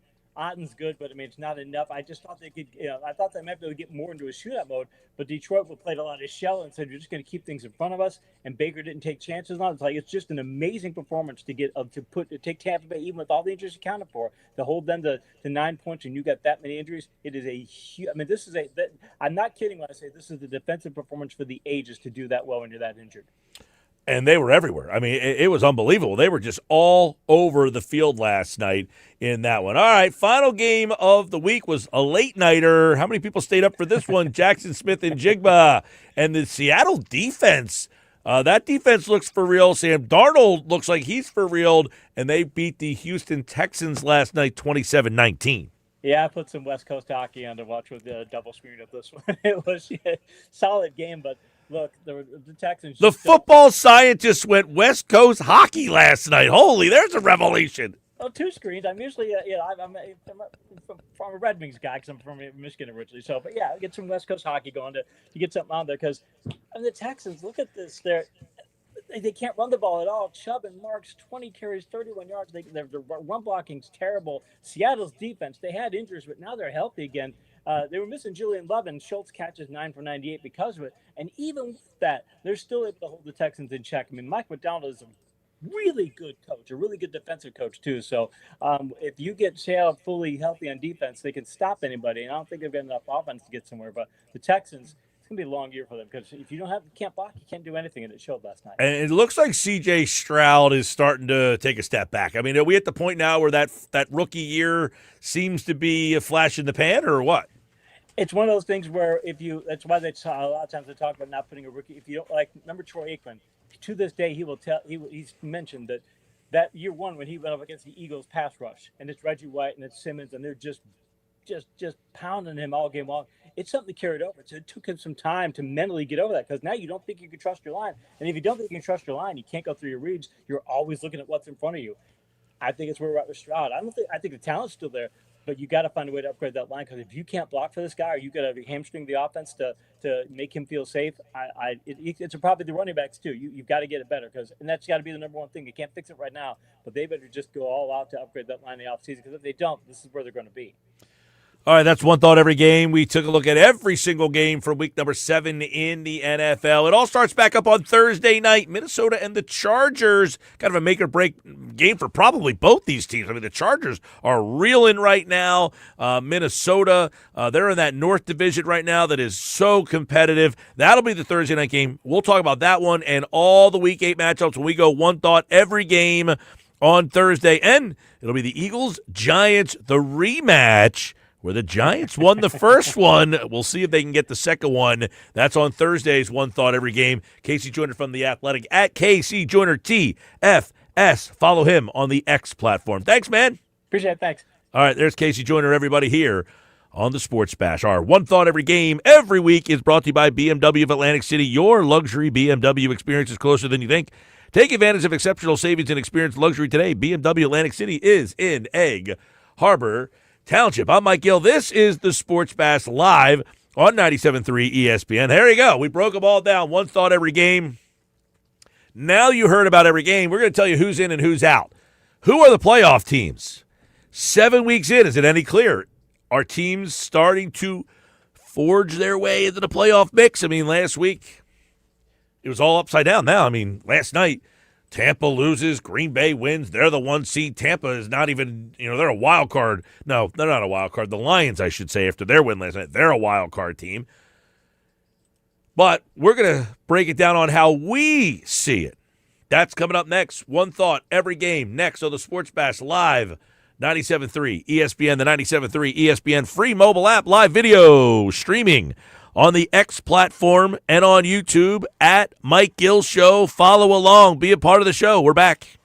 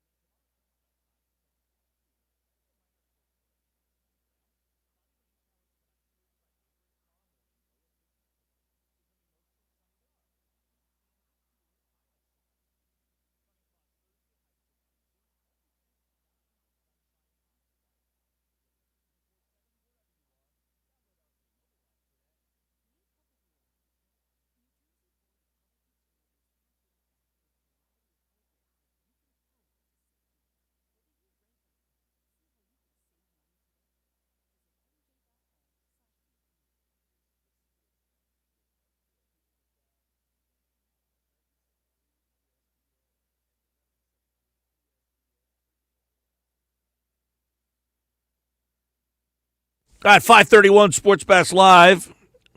Time for Who's In, Who's Out. These are the 14 playoff teams as we see it, brought to you by Jenkins & Sons Plumbing and Heating for HVAC, plumbing, or drain cleaning. 609-641-6262. Visit jenkinsandson.com. This is probably getting more and more difficult, not easier. Yeah, because the mediocrity continues to reign. The parity is all powerful, my friend. That's what they try to do in this National Football League. The mediocrity, you call it, the parity, they call it. There are some top-heavy teams. I don't know. How many teams do we think are legitimate Super Bowl contenders? The Chiefs right now, they are the betting favorite to win the Super Bowl right now. So put that out there for, what you're looking at. Who's the best team in the league? Well, that's who they think right now is the best team in the league. All right, let's get into it. This week's edition of Who's In, Who's Out on the Sports Bash. AFC East. Before, this one seemed like a fait accompli. Is it that easy? I still got to go Bills. I mean, listen, I heard what Casey Joyner said about the Patriots, and I agree with him. The Pats are real, but I don't know if they're real enough to win the division. Like, there's tiers to this. You know what I mean? You can win a championship by being a wild card team. They are 5-2 currently, and first place in the AFC East. I'm going to stick with the Bills, but I do think the Patriots are for real. Their defense is pretty good. It's very good. Very good. Williams won 4 games in a row. New England. I got Buffalo in the East. In the North, is this one now more interesting after the Bengals beat the Steelers? Last week it seemed, hey, it was easily the Steelers. They were the only. Not so fast, my friend. Yeah, Joe Flacco to the rescue. He came riding in like a gunslinger into the Midwest. He's ready to take over the town. My problem with the Bengals is their defense stinks. It's horrible. And I know last week they beat the Steelers. It was a Thursday night game. At home, short week for Pittsburgh. So I don't put the biggest amount of stock in that one. I'm going to stick with the Steelers, but that loss was concerning. It definitely puts a dent in the Steelers' armor. I saw the Steelers winning the division for now. South. I mean, this one's easy. Every time we see a team up 2 games, you think it's easy, and then one loss changes things. But I like the Colts plus 92. They've won 3 in a row. Casey Joyner said he thinks they can actually be the favorite to win the AFC. The number 1 scoring offense in the NFL is Shane Steichen's Indianapolis Colts. They're the only team in the entire AFC that has scored over 200 points this year. Oh, boy. A couple teams in the NFC, but they're the only AFC team. Only AFC team. I like the Colts as well. AFC West, it's 5-2, 4-3, 4-3. I have gone back and forth. I'm sticking with Denver. 4 wins in a row. That was a nice come from behind. I like Denver over there. This Bo Nix is turning into a cardiac kid over here. I mean, he's got some resilience. He's got some fight in him, some gumption. I like what Broncos are doing. I'm going to stick with them. All right, wild cards. Need 3. I don't know if we can find 3 capable wild card teams. I got 2. One will be New England. Yes. 1 will be Kansas City. That is correct. The third one is where you're kind of like, I don't know. The third one is kind of up in the air now. I would agree. I mean, for me, I wrote down the Chargers just because I feel like once they get healthy, they'll get this figured out and they'll be okay. Because I just don't believe the Bengals have staying power. I have a lot of questions about the Jags right now. And realistically, does anybody think there's really another team out there who's even in the conversation? I can't find a third team that I can legitimately say, yeah, I feel really good about this one. I'm going to go, like last week, I think I had Jacksonville. I had Jacksonville last week, too, but I took them out. Exactly. So if I take them out, who am I putting in? I think the Chargers will get it together by the end of the year. Yeah, you and I agree on that. Chargers in. They sneak in the back door. Not feeling great about that one. All right, let's go to the NFC. East, Philadelphia. Yep. North, I like Detroit. I still like Green Bay. I know they got some issues on offense, but I believe Matt LaFleur, they'll figure that offense situation out, and the defense is still good. Tampa in the South, although there's only one game separating them now from Carolina and a game and a half over Atlanta. Think about what you just said. There's only one game separating the Bucks and the Panthers. Tampa's won 3 in a row. By the way, Panthers, no Bryce Young this week. It'll be Andy Dalton, the Red Rifle, to the rescue. Yikes. The West has 3 teams at 5-2. Yes. I have been on the Rams from the start. I'm going to stick with the Rams, although Casey Joyner may have talked me into the Niners. I've been on the Niners from the get-go. I'm going to stick with the Niners till further notice. Wild cards. Need 3. This is where it gets tough. Well, there's a lot to choose from here, unlike the AFC. I would say, can we loan the AFC a team? San Fran. Yeah, I got the Rams because you have. So we gotta swap our division leaders there. Green Bay. I got the Lions. We swap our division leaders there. It's number 7. That's interesting. Yeah, I mean, you got Seattle right now 5-2. You got Carolina at 4-3. You got Atlanta at 3-3. You've got Chicago at 4-2. You've got Minnesota at 3-3. You've got the Commanders at 3-4. You got Dallas at 3-1. So a lot to pick from there. Need 1. I'm going with Seattle because I think that defense is legit. And to me, that is something that can carry you through a season.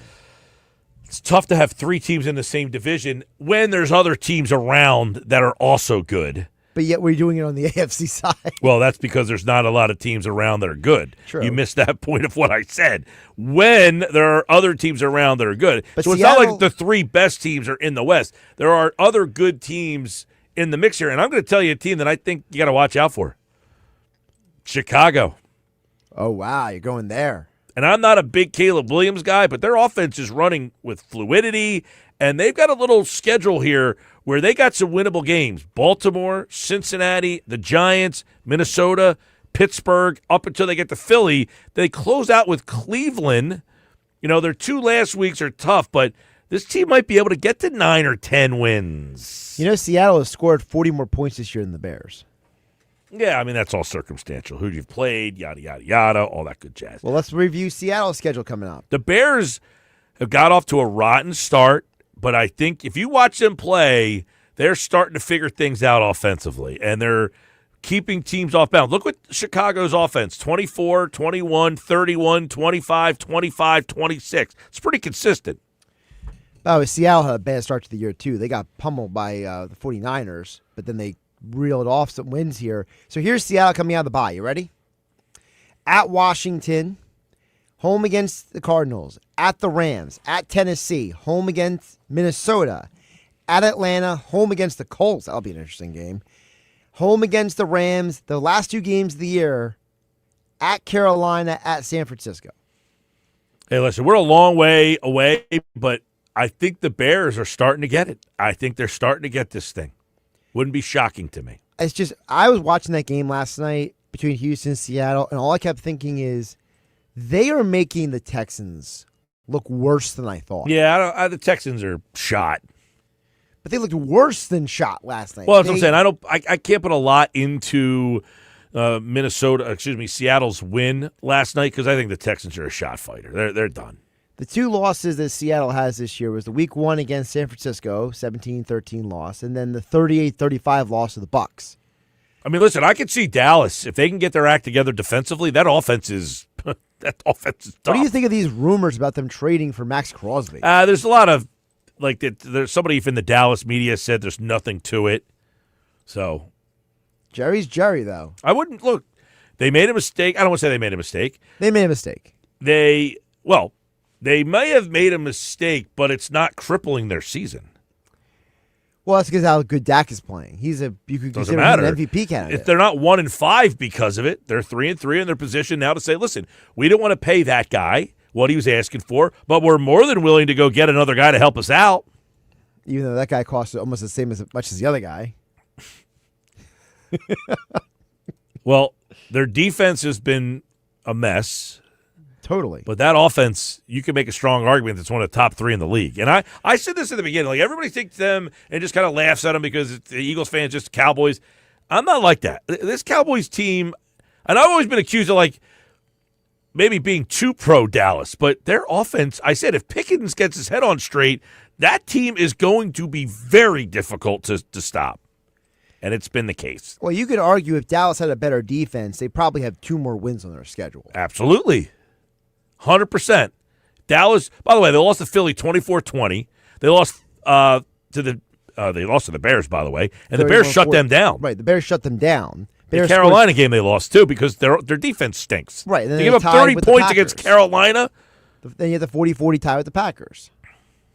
So, I don't know. That Dallas team, if they get their defense, if they can figure out the defense, they could be a wild card team. Keep that in mind. All right, that's who's in, who's out. Brought to you by Jenkins & Sons Plumbing and Heating for HVAC, plumbing, drain cleaning. 641-6262, jenkinsandson.com. We'll do it again next week. Tomorrow, 5-5, ugly 5, 5 best, 5 worst teams in the NFL. Tune in to find out who's on the list this week here on the Sports Bash live on 97.3 ESPN. Hey, coming up, we got final thoughts on the show. Opening night for the Sixers tomorrow. Opening night in the NBA tonight. The World Series is set. The Flyers win. Ah, man, what a fun time.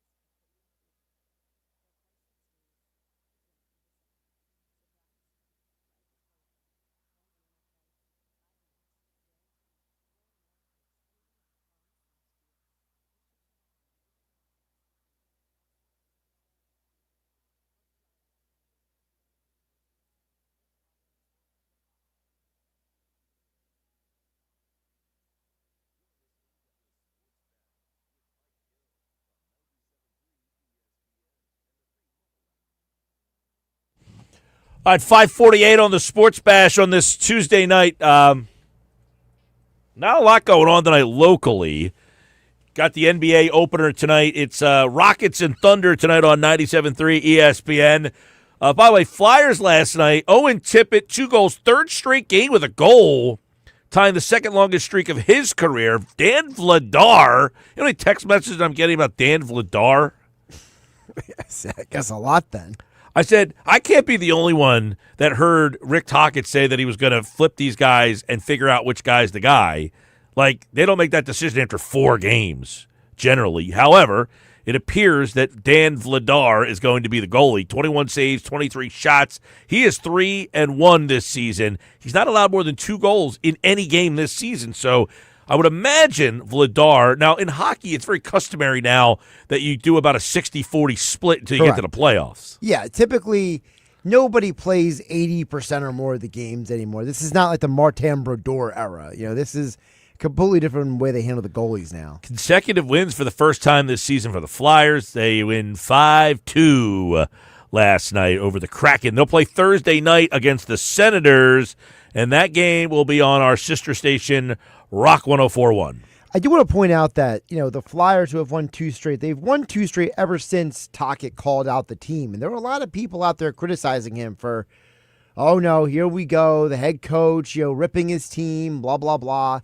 Well, the players seem to respond to it. The players kind of seem to have taken it to heart that, hey, you know, we got to be better. We got to play better. We got to be more assertive. I mean, to the point where Konechny's bleeding on the ice. And, you know, it was a deal last night where you have to watch this team in the last 2 games and be like, all right, they listened to their coach, and that's a good thing. Well, they showed a little fire, a little passion, little jump, little juice. Watched a lot of that game last night, actually. Sixers tomorrow night against the Celtics. We'll talk more Sixers on tomorrow's show, but the injury report is out. Paul George, Trendon Watford, and Jared McCain are all out tomorrow. Joel Embiid is not listed on the injury report, and it appears that he will play in the game tomorrow. Now, George Watford's a guy that most people listening probably have no idea who that is, but I think it's a guy who could be in the starting rotation, starting lineup, definitely in the rotation. He's a guy they signed, kind of a grinder, kind of a do-it-all, kind of a, you know, energy guy. So it's a guy that I think Sixers fans will end up liking. So do you think the lineup that we saw Friday night we'll see tomorrow night with Adem Bona out there with Embiid? I would imagine so. I don't know why it wouldn't be the lineup.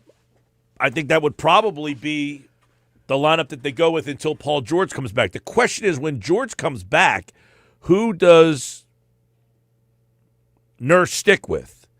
Bona or I don't know who the other guy who started the other night. Who was the 5th guy? Can't remember. Well, it was Maxey, Edgecombe. Oh, Oubre. Oubre, yeah. So does George just swap out with Oubre, and you go with George, Bona, Embiid, VJ Edgecombe, and Maxey? I mean, if you want to make sure you have rebounding, yeah, you do that. I like the idea of Embiid being allowed to kind of roam a little bit, not be, you know, you don't need him to be on the block the whole time.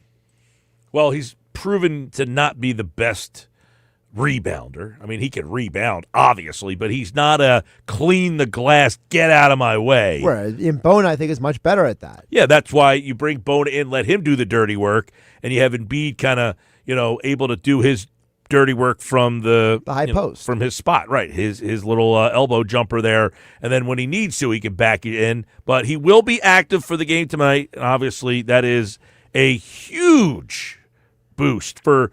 I would imagine that most people listening did not have much anticipation for Joel Embiid to be in the lineup on opening night. No, I think that we are all pleasantly surprised, and we're looking forward to see Embiid play. And you know, you heard him, we played the audio from Chris Mannix. He was on Sportsman like this morning. He said, "Listen, if Embiid could play at least 60 games this year, Sixers could be a favorite in the Eastern Conference." And yeah, he said something. Play that again real fast. He said something that kind of stood out to me. There was one part of this that I was like, the way that he framed it, that kind of stood out. Here's what Chris Mannix Nobody said. in the Eastern Conference has the kind of big 3 or even like a big 4 at this point that Philadelphia has. Embiid, Maxey, Paul George, VJ Edgecombe looks like they've got the roster to beat everybody. The stars are aligning. The Sixers no matter what era they were in, whatever permutation, they could not beat the Celtics in the postseason. But they're gone. Indiana's gone. Look, Cleveland is good. Orlando is good. New York is good. But there's no intimidating team that's out there. To me, if Embiid can get to 60 games, this is going to turn out to be the team to beat in the Eastern Conference playoffs. He said they have the roster to beat everybody, and he did mention New York in there. Last time I heard it, I didn't think he said the Knicks, but he said New York. He said they have the roster to beat everybody, and if they can stay healthy, they're the favorite in the Eastern Conference is what he said. Woo! All right, well, did he sell you? Listen, I'm not getting that excited, but I'm happy to see him be on the floor. Get excited. All right, Tom. Sixers tomorrow night. We'll talk more about it on tomorrow's show. We'll do a Sixer preview tomorrow.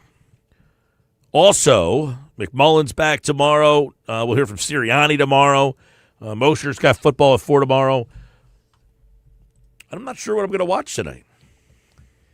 Basketball on NBC. I will watch the return of the NBA on NBC. I'm sure they're gonna make this thing larger than life. Of course. Yeah, it's going to be big time tonight. I'm looking forward to it. That's the show today. Thanks to everybody. Casey Joyner, Adam Kaplan, Jeff Kerr, and, of course, the Nuggets, all right here on the Sports Bash Live on 97.3 ESPN. Back at it again tomorrow, everybody. Stick with us. Coming up next, it's the best of the Sports Bash on 97.3 ESPN.